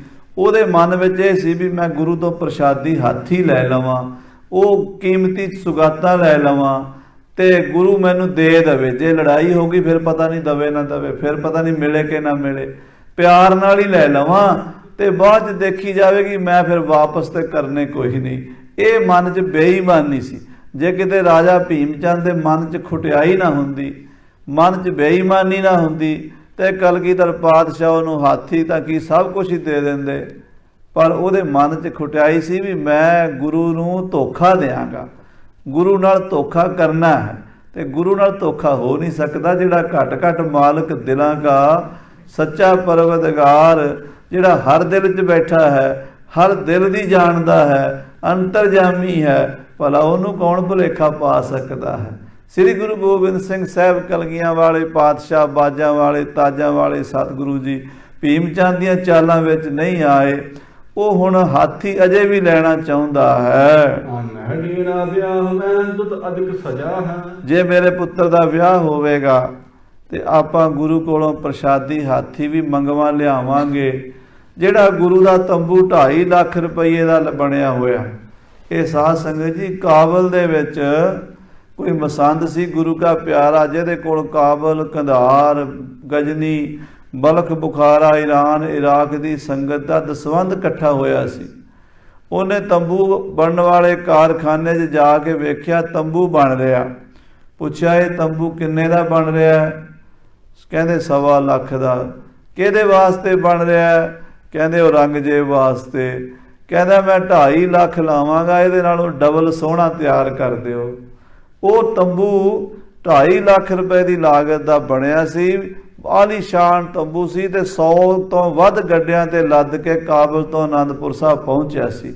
ਤੁਸੀਂ ਅੰਦਾਜ਼ਾ ਲਾ ਲਓ ਵੀ 100 ਗੱਡਿਆਂ ਦੇ ਤੰਬੂ ਲੱਦਿਆ, ਕਿੱਡਾ ਕਿ ਤੰਬੂ ਹੋਵੇਗਾ ਉਹ, ਕਿੰਨੇ ਕੁ ਉਹਦੇ ਪਾਰਟਸ ਹੋਣਗੇ, ਕਿੰਨੀਆਂ ਉਹਦੀਆਂ ਚੋਭਾਂ ਸਨ, ਕਿੰਨੇ ਉਹਦੇ ਕਲਸ ਸਨ। ਜਿਵੇਂ ਇੱਕ ਮਹਿਲ ਬਣਿਆ ਹੁੰਦਾ ਨਾ, ਇੱਦਾਂ ਉਹਦੀ ਬਣਾਵਟ ਬਣੀ ਹੋਈ ਸੀ। ਉਹ ਤੰਬੂ ਦੇ ਉੱਤੇ ਬੇਈਮਾਨ ਹੋ ਗਿਆ ਸੀ ਰਾਜਾ ਭੀਮ ਚੰਦ ਵੀ ਮੈਂ ਗੁਰੂ ਕੋਲੋਂ ਮੰਗਵਾ ਲੈਣਾ, ਉਧਾਰਾ ਲੈਣਾ, ਤੇ ਜਦੋਂ ਵਿਆਹ ਹੋ ਗਿਆ ਤੇ ਮੈਂ ਗੁਰੂ ਨੂੰ ਵਾਪਸ ਕੋਈ ਨਹੀਂ ਦੇਣਾ। ਤੇ ਵਿਆਹ ਦੇ ਬਹਾਨੇ ਲੈਣਾ ਚਾਹੁੰਦਾ, ਇਸ ਕਰਕੇ ਲੜਾਈ ਨਹੀਂ ਕਰਨੀ ਚਾਹੁੰਦਾ। ਮਨ ਵਿੱਚ ਕਪਟ ਰੱਖ ਕੇ ਸ੍ਰੀ ਗੁਰੂ ਗੋਬਿੰਦ ਸਿੰਘ ਜੀ ਕੋਲੋਂ ਇਹ ਪਿਆਰ ਨਾਲ ਹੀ ਲੈਣਾ ਚਾਹੁੰਦਾ ਹੈ ਦੋਵੇਂ ਚੀਜ਼ਾਂ।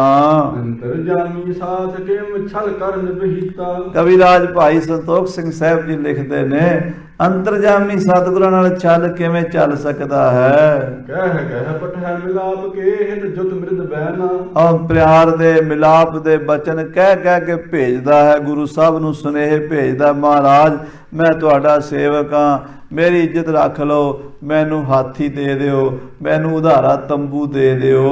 ਤਿਨ ਹੀ ਸ੍ਰੀ ਸਤਿਗੁਰ ਕਹੈ ਵਿੱਚ ਸਾਰ ਹੈ ਨਾ। महाराज भी अगों बचन उदा ही कह छड़ते हैं, कोई नहीं भाई, परमेश्वर ਜਿਹੋ जी कोई भावना होवे ओहो जी पूरी करता है, पर अंदर प्रेम कोई नहीं। दोवां पासियां तो अंदर पता लग चुका गुरु साहब नूं भी ये साडे नाल कपट करता है। ਦਿਨ ਬੀਤਿਓ ਕੇਤਕ ਸਮਾ ਸਾਹਾ ਸੁਧਵਾਇਓ। इस तरह समा बीत गया, काफ़ी समा लंघ गया, 2 4 6 महीने लंघ गए। आपस ਵਿੱਚ ਇਹ ਦੋਵਾਂ ਪਾਸਿਆਂ ਤੋਂ ਅੰਦਰੋਂ ਅੰਦਰ ਹੀ ਧੁਖਦੀ ਰਹੀ, ਪਰ ਬਾਹਰੋਂ ਗੱਲ ਮੂੰਹ ਤੇ ਨਹੀਂ ਆਈ। ਪਰ 6 ਮਹੀਨਿਆਂ ਬਾਅਦ ਜਦੋਂ ਵਿਆਹ ਦਾ ਸਾਹਾ ਸੁਧਵਾ ਦਿੱਤਾ, ਫਤਿਹ ਸ਼ਾਹ ਸ਼੍ਰੀਨਗਰ ਤੇ ਲਿਖਤ ਬਹਿ ਪਠਾਇਓ। श्रीनगर गढ़वाल टीरी ਦਾ ਰਾਜਾ ਫਤਿਹ ਸ਼ਾਹ। ਇਹ ਸਾਧ ਸੰਗਤ ਜੀ ਜਿਹੜੇ ਸ੍ਰੀ ਹੇਮਕੁੰਟ ਸਾਹਿਬ ਗੁਰਮੁਖ ਪਿਆਰੇ ਗਏ ਹੋਣਗੇ, ਉਹਨਾਂ ਨੂੰ ਪਤਾ ਹੈ ਵੀ ਰਿਸ਼ੀਕੇਸ਼ ਤੋਂ ਜਦੋਂ ਆਪਾਂ ਸ੍ਰੀ ਹੇਮਕੁੰਟ ਸਾਹਿਬ ਵੱਲ ਜਾਂਦੇ ਆ ਨਾ, ਰਸਤੇ 'ਚ ਇੱਕ ਵੱਡਾ ਸ਼ਹਿਰ ਆਉਂਦਾ ਸ੍ਰੀਨਗਰ। ਇੱਕ ਸ੍ਰੀਨਗਰ ਜੰਮੂ ਕਸ਼ਮੀਰ ਵਿੱਚ ਹੈ, ਉੱਥੇ 6ਵੇਂ ਪਾਤਸ਼ਾਹ ਮਹਾਰਾਜ ਗਏ ਨੇ। ਇਹ ਸ੍ਰੀਨਗਰ ਜਿਹੜਾ ਹੈ ਹੇਮਕੁੰਟ ਸਾਹਿਬ ਦੇ ਰਸਤੇ 'ਚ ਹੈ, ਟੀਰੀ ਗੜਵਾਲ ਰਿਆਸਤ ਹੈ। ਉੱਥੋਂ ਦਾ ਰਾਜਾ ਫਤਿਹ ਸ਼ਾਹ ਸੀ ਸ੍ਰੀਨਗਰ ਦਾ। ਉਹਨੇ ਸ੍ਰੀਨਗਰ ਗੜਵਾਲ ਤੋਂ ਰਾਜੇ ਭੀਮ ਚੰਦ ਦੇ ਬੇਟੇ ਅਜਮੇਰ ਚੰਦ ਨੂੰ ਆਪਣੀ ਬੇਟੀ ਦਾ ਰਿਸ਼ਤਾ ਭੇਜਿਆ ਹੈ। ਕਿਤਕ ਸਮੇਂ ਮਹਿ ਵਿਆਹ ਹੈ ਕਰ ਲੀਜਹਿ ਤਿਆਰੀ। ਵਿਆਹ ਦੀ ਚਿੱਠੀ ਭੇਜੀ ਹੈ ਵੀ ਕੁਝ ਸਮੇਂ ਬਾਅਦ ਵਿਆਹ ਹੈ, ਤੁਸੀਂ ਤਿਆਰੀ ਕਰ ਲਓ, ਫਲਾਣੇ ਸਮੇਂ ਬਰਾਤ ਲੈ ਕੇ ਆ ਜਾਣਾ। ਬਸਤਰ ਜਾਇਬ ਆਨੀ ਹੈ ਬਟ ਜੰਗ ਮਜਾਰੀ। ਤੇ ਜੰਜ ਲੈ ਕੇ, ਸੋਹਣੀ ਜੰਜ ਲੈ ਕੇ ਆਇਆ ਜੇ ਰਾਜੇ ਹੋ ਤੁਸੀਂ। ਮੇਰੇ ਕੋਲ ਵੀ ਮੇਲ ਵਿੱਚ ਵੀ ਰਾਜੇ ਆਉਣੇ ਨੇ ਤੇ ਬਰਾਤ ਵਿੱਚ ਵੀ ਰਾਜੇ ਹੀ ਆਉਣੇ ਨੇ। ਤੇ ਚੰਗੇ ਚੰਗੇ ਘੋੜੇ ਲੈ ਕੇ ਆਇਆ ਜੇ, ਚੰਗੇ ਹਾਥੀ ਲੈ ਕੇ ਆਇਆ ਜੇ, ਚੰਗੇ ਤੰਬੂ ਸ਼ਮਿਆਨੇ ਲੈ ਕੇ ਆਇਆ ਜੇ, ਤਾਂ ਕਿ ਲੋਕ ਕਹਿਣ ਵੀ ਫਤਿਹ ਸ਼ਾਹ ਦੀ ਲੜਕੀ ਦੇ ਜਿਹੜੇ ਵਿਆਹਣ ਆਏ ਨੇ ਜਾਂਜੀ, ਉਹ ਬੜੇ ਸ਼ਾਨੋ ਸ਼ੌਕਤ ਵਾਲੇ ਸਨ। ਤੋ ਵਿਆਹਾਂ ਦੇ ਵਿੱਚ ਲੋਕ ਆਪਣਾ ਵਿਖਾਵਾ ਕਰਦੇ ਹੀ ਨੇ। ਚੰਗਾ ਕੱਪੜਾ ਪਹਿਨਣਾ, ਚੰਗੇ ਗਹਿਣੇ ਪਾਣੇ, ਚੰਗੀ ਰੋਟੀ ਦੇਣੀ, ਤੇ ਚੰਗੇ ਥਾਂ ਤੇ ਪ੍ਰੋਗਰਾਮ ਕਰਨਾ, ਚੰਗੇ ਤੰਬੂ ਕਨਾਤਾਂ ਲਾਣੇ, ਇਹ ਸ਼ਾਨ ਦਿਖਾਉਣ ਦਾ ਮੌਕਾ ਹੁੰਦਾ। ਗਰੀਬ ਆਦਮੀ ਭਾਵੇਂ ਨਾ ਵੀ ਸੋਚੇ, ਰਾਜਿਆਂ ਮਹਾਰਾਜਿਆਂ ਨੂੰ ਸੋਚਣਾ ਪੈਂਦਾ। ਫਤਿਹ ਸ਼ਾਹ ਨੇ ਚਿੱਠੀ ਭੇਜੀ ਵਿਆਹ ਦੀ, ਫਲਾਣੇ ਸਮੇਂ ਤੁਸੀਂ ਬਰਾਤ ਲੈ ਕੇ ਆਉਣਾ ਹੈ ਤੇ ਉਦੋਂ ਵਧੀਆ ਸ਼ਾਨੋ ਸ਼ੌਕਤ ਨਾਲ ਆਉਣਾ ਹੈ। ਜਿਸ ਕੇ ਦੇਖਤ ਸੁਨ ਹੈ ਨਾਰ ਮਤ ਤੇ ਬਿਸਮਾਵੇ। ਕਹਿੰਦੇ ਇਹੋ ਜੀ ਬਰਾਤ ਆਵੇ, ਇਹੋ ਜਿਹੇ ਘੋੜੇ ਹਾਥੀ ਹੋਣ, ਜਿਹਨੂੰ ਵੇਖ ਕੇ ਮੇਰੇ ਰਾਜ ਦੇ ਲੋਕ ਵੀ ਹੈਰਾਨ ਹੋ ਜਾਣ ਵੀ ਬਰਾਤ ਬੜੀ ਚੜ੍ਹਦੀ ਕਲਾ ਵਾਲੀ ਆਈ ਹੈ, ਬਰਾਤ ਬੜੀ ਸੱਜ ਧੱਜ ਨਾਲ ਆਈ ਹੈ। ਹਾਥੀ ਵੇਖਣ, ਘੋੜੇ ਵੇਖਣ, ਤੁਹਾਡੀਆਂ ਬਰਾਤ ਦੀਆਂ ਸ਼ਾਨੋ ਸ਼ੌਕਤਾਂ ਵੇਖਣ, ਤੇ ਮੇਰੇ ਲੋਕ ਜਿਹੜੇ ਹਨ ਮੇਰੇ ਦੇਸ਼ ਦੇ, ਉਹ ਤੁਹਾਡੀਆਂ ਵੀ ਤਾਰੀਫਾਂ ਕਰਨ ਤੇ ਮੇਰੀਆਂ ਵੀ ਕਰਨ। ਉਤਸਵ ਮਹਿ ਮੇਲ ਹਮ ਜਿਤ ਕਿਤ ਤੇ ਆਵੇ। ਕਿਉਂਕਿ ਮੇਰੇ ਵਿਆਹ ਵਿੱਚ ਮੇਲ ਵਿੱਚ ਦੂਰੋਂ ਦੂਰੋਂ ਰਿਸ਼ਤੇਦਾਰਾਂ ਨੇ ਆਉਣਾ, ਰਾਜਿਆਂ ਨੇ ਆਉਣਾ, ਨਵਾਬਾਂ ਨੇ ਆਉਣਾ, ਸਰਕਾਰੀ ਬੰਦਿਆਂ ਨੇ ਆਉਣਾ, ਵੱਡੇ ਲੋਕਾਂ ਨੇ ਆਉਣਾ ਹੈ। ਜਿਵੇਂ ਮੇਰਾ ਜਸ ਵੱਡਾ ਹੈ, ਮੈਂ ਫਤਿਹ ਸ਼ਾਹ ਰਾਜਾ ਹਾਂ ਤੇ ਤੁਸੀਂ ਵੀ ਰਾਜੇ ਹੋ, ਤੇ ਉਸੇ ਤਰ੍ਹਾਂ ਹੀ ਸੱਜ ਧੱਜ ਨਾਲ ਆਇਆ ਜੇ ਰਾਜਿਆਂ ਦੀ ਤਰ੍ਹਾਂ ਬਰਾਤ ਲੈ ਕੇ। ਜਿਵੇਂ ਅਸੀਂ ਵੱਡੇ ਰਾਜੇ ਹਾਂ, ਤੁਸੀਂ ਵੀ ਵੱਡੇ ਰਾਜੇ ਹੋ, ਤੇ ਇਧਰ ਵੀ ਤੁਹਾਡਾ ਸਵਾਗਤ ਬੜੇ ਸੱਜ ਧੱਜ ਕੇ ਕਰਾਂਗੇ, ਜ਼ੋਰੋ ਸ਼ੋਰੋ ਤਰੀਕੇ ਨਾਲ ਕਰਾਂਗੇ, ਹਰ ਤਰੀਕੇ ਦੀ ਤੁਹਾਨੂੰ ਸਹੂਲਤ ਮਿਲੇਗੀ। ਤੁਸੀਂ ਆਪਣੇ ਨਾਲ ਆਪਣੀਆਂ ਫੌਜਾਂ, ਆਪਣੇ ਘੋੜੇ, ਆਪਣੇ ਚੰਗੇ ਵਜ਼ੀਰ ਮੰਤਰੀ, ਆਪਣੇ ਰਿਸ਼ਤੇਦਾਰ ਰਾਜੇ ਮਹਾਰਾਜੇ ਨਾਲ ਲੈ ਕੇ ਆਓ। ਦੂਰ ਕੇ ਬ੍ਰਿੰਦ ਨਾਰ ਆਵਹਿ ਉਮੜਾ ਕੈ। ਦੂਰੋਂ ਦੂਰੋਂ ਬਰਾਤ ਆਉਣੀ, ਦੂਰੋਂ ਦੂਰੋਂ ਮੇਲੀ ਆਉਣੇ ਨੇ ਸਾਡੇ ਕੋਲ। ਭਾਟ ਆਦ ਜਾਤਕ ਵੱਡੇ ਕਾਵਹਿ ਸੁਨ ਕੈ। ਭੱਟ, ਨਕੀਬ, ਗਾਣ ਵਾਲੇ, ਮਿਰਾਸ਼ੀ, ਕਲਾਕਾਰ ਬਰਾਤ ਵਿੱਚ ਲੈ ਕੇ ਆਓ, ਤਾਂ ਕਿ ਮੇਲੇ ਪੁਰਾਣੇ ਜ਼ਮਾਨੇ 'ਚ ਬਰਾਤ ਕਈ ਕਈ ਦਿਨ ਠਹਿਰਦੀ ਸੀ। ਉਹਦੇ ਵਿੱਚ ਗਾਣ ਵਾਲੇ ਗਵਾਈਏ ਗਾਉਂਦੇ ਸਨ, ਭੱਟ ਗਾਉਂਦੇ ਸਨ, ਨਕੀਬ ਗਾਉਂਦੇ ਸਨ, ਮਰਾਸ਼ੀ ਗਾਉਂਦੇ ਸਨ, ਕੋਈ ਮਖੌਲੀਏ ਮਖੌਲ ਕਰਦੇ ਸਨ।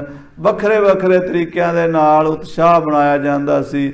ਸੋ ਐਸਾ ਵਿਆਹ ਹੋਵੇ ਦੁਨੀਆ ਯਾਦ ਕਰੇ ਵੀ ਫਤਿਹ ਸ਼ਾਹ ਦੀ ਲੜਕੀ ਦਾ ਵਿਆਹ ਵੇਖਿਆ ਹੈ। ਕੁੰਜ ਦਰਬ ਕੋ ਆਨੀ ਹੈ ਲਖ ਨਾਮ ਵਡੇਰਾ। ਕਿਉਂਕਿ ਮੇਰਾ ਨਾਮ ਹੀ ਵੱਡਾ ਹੈ ਤੇ ਤੁਹਾਡਾ ਨਾਮ ਵੀ ਵੱਡਾ ਹੈ।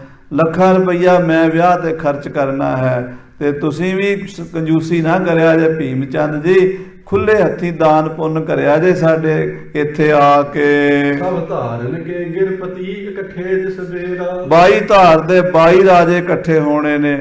ਹਿੰਦੁਸਤਾਨ ਦੀ ਸਰਕਾਰ, ਔਰੰਗਜ਼ੇਬ ਦੇ ਵੀ ਕਈ ਬੰਦੇ, ਨਵਾਬ, ਖਾਨ ਬਹਾਦਰ ਆਉਣੇ ਨੇ।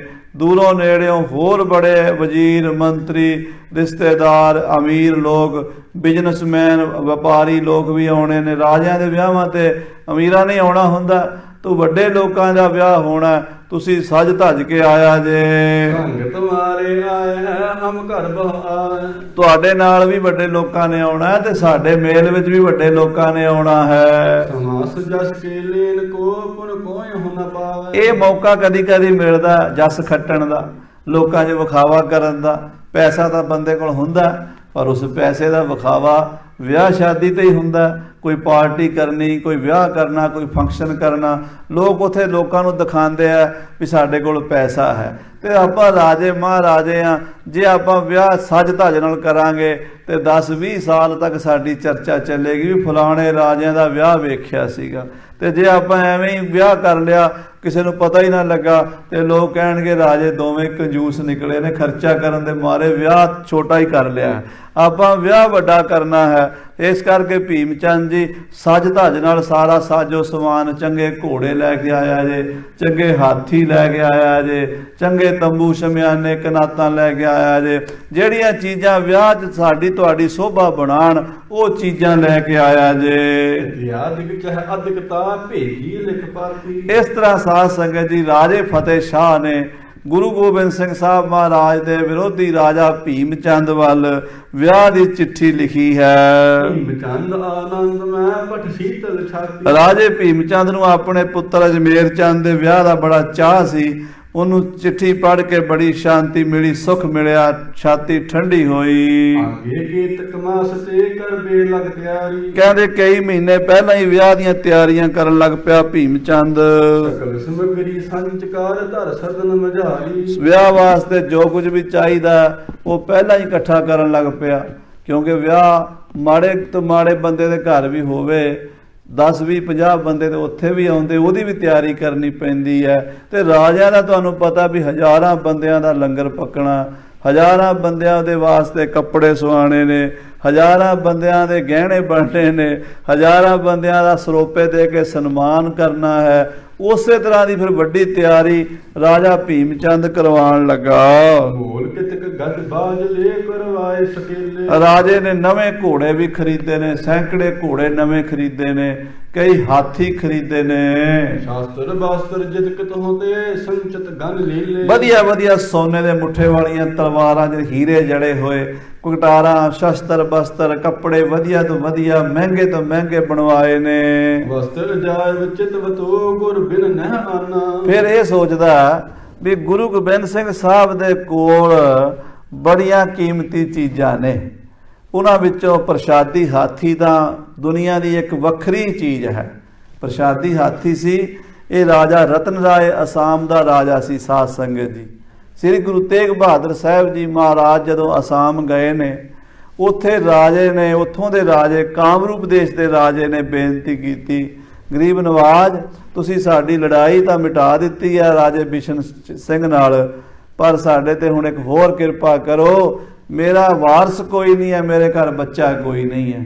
ਸਤਿਗੁਰੂ ਤੇਗ ਬਹਾਦਰ ਸਾਹਿਬ ਜੀ ਮਹਾਰਾਜ ਬੈਠੇ ਸਨ, ਆਪਣੇ ਹੱਥ ਵਿੱਚ ਜਿਹੜੀ ਮੁੰਦਰੀ ਪਹਿਨੀ ਹੋਈ ਸੀ ਛਾਪ ਰਾਜੇ ਦੇ ਪੱਟ ਤੇ ਲਾ ਦਿੱਤੀ। ਕਹਿਣ ਲੱਗੇ ਰਾਜਾ ਜਾ ਤੇਰੇ ਘਰ ਪੁੱਤਰ ਹੋਵੇਗਾ, ਆ ਜਿਹੜੀ ਸਾਡੀ ਮੋਹਰ ਹੈ ਉਹਦੇ ਮੱਥੇ ਤੇ ਹੋਵੇਗੀ, ਛਾਪ ਹੋਵੇਗੀ। ਉਹ ਰਾਜੇ ਦੇ ਘਰ ਬੱਚਾ ਹੋਇਆ, ਉਹਦਾ ਨਾਂ ਸੀ ਰਤਨ ਰਾਏ। ਜਦੋਂ ਉਹ ਬੱਚਾ 10-12 ਸਾਲਾਂ ਦਾ ਹੋਇਆ, ਉਹ ਪੱਗ ਬੰਨੇ ਤਾਂ ਮੱਥੇ ਉੱਤੇ ਉਹ ਜਿਹੜਾ ਨਿਸ਼ਾਨ ਸੀ ਨਾ ਉਹ ਨਜ਼ਰ ਆਵੇ, ਉਹ ਪੱਗ ਪਰੇ ਹੋ ਜਾਵੇ। ਮਾਂ ਨੂੰ ਕਹਿੰਦਾ ਮਾਂ ਇਹ ਕੀ ਚੀਜ਼ ਹੈ, ਮੇਰੇ ਕੋਈ ਫੋੜਾ ਹੋਇਆ ਸੀ ਜਾਂ ਕੋਈ ਸੱਟ ਲੱਗੀ ਸੀ ਜਾਂ ਕੋਈ ਕੀ ਹੋਇਆ ਸੀ ਜਿਹੜਾ ਇਹ ਮੇਰਾ ਨਿਸ਼ਾਨ ਹੈ, ਮੈਂ ਪੱਗ ਬੰਨਦਾ ਪੱਗ ਪਰੇ ਹੋ ਜਾਂਦੀ ਹੈ, ਇਹ ਪੱਗ ਦੇ ਥੱਲੇ ਨਹੀਂ ਆਉਂਦਾ। ਮਾਂ ਕਹਿਣ ਲੱਗੀ, ਪੁੱਤਰ ਨਾ ਕੋਈ ਫੋੜਾ, ਨਾ ਕੋਈ ਫਿੰਸੀ, ਨਾ ਕੋਈ ਸੱਟ, ਤੇਰਾ ਤਾਂ ਜਨਮ ਨਹੀਂ ਸੀ ਹੁੰਦਾ। ਮਹਾਰਾਜ ਗੁਰੂ ਤੇਗ ਬਹਾਦਰ ਸਾਹਿਬ ਇੱਥੇ ਆਏ ਸਨ, ਉਹਨਾਂ ਨੇ ਆਪਣੀ ਛਾਪ ਤੇਰੇ ਪਿਤਾ ਦੇ ਪੱਟ ਤੇ ਲਾ ਕੇ ਬਚਨ ਕੀਤਾ ਸੀ, ਤੇਰੇ ਘਰ ਪੁੱਤਰ ਹੋਵੇਗਾ, ਉਹਦੇ ਮੱਥੇ ਤੇ ਨਿਸ਼ਾਨੀ ਹੋਵੇਗੀ। ਇਹ ਨਿਸ਼ਾਨੀ 9ਵੇਂ ਪਾਤਸ਼ਾਹ ਗੁਰੂ ਤੇਗ ਬਹਾਦਰ ਸਾਹਿਬ ਦੀ ਹੈ। ਬੱਚਾ ਬੜਾ ਹੀ ਬਿਸਮਾਤ ਵਿੱਚ ਆ ਗਿਆ, ਕਹਿਣ ਲੱਗਾ ਐਸਾ ਵੀ ਹੋ ਸਕਦਾ ਵੀ ਪਿਤਾ ਦੇ ਪੱਟ ਤੇ ਮੋਹਰ ਲੱਗੇ ਤੇ ਪੁੱਤਰ ਦੇ ਮੱਥੇ ਤੇ ਆਵੇ। ਇਹਦਾ ਮਤਲਬ ਹੈ ਕੋਈ ਅਕਾਲੀ ਸ਼ਕਤੀ ਦਾ ਮਾਲਕ ਪੂਰਾ ਗੁਰੂ ਸੀ, ਕਿਉਂਕਿ ਇਹ ਆਮ ਤੌਰ ਤੇ ਸਧਾਰਨ ਤੌਰ ਤੇ ਹੋ ਨਹੀਂ ਸਕਦਾ। ਕਹਿਣ ਲੱਗਾ ਮੈਨੂੰ ਉਸ ਗੁਰੂ ਦੇ ਦਰਸ਼ਨ ਕਰਾਓ।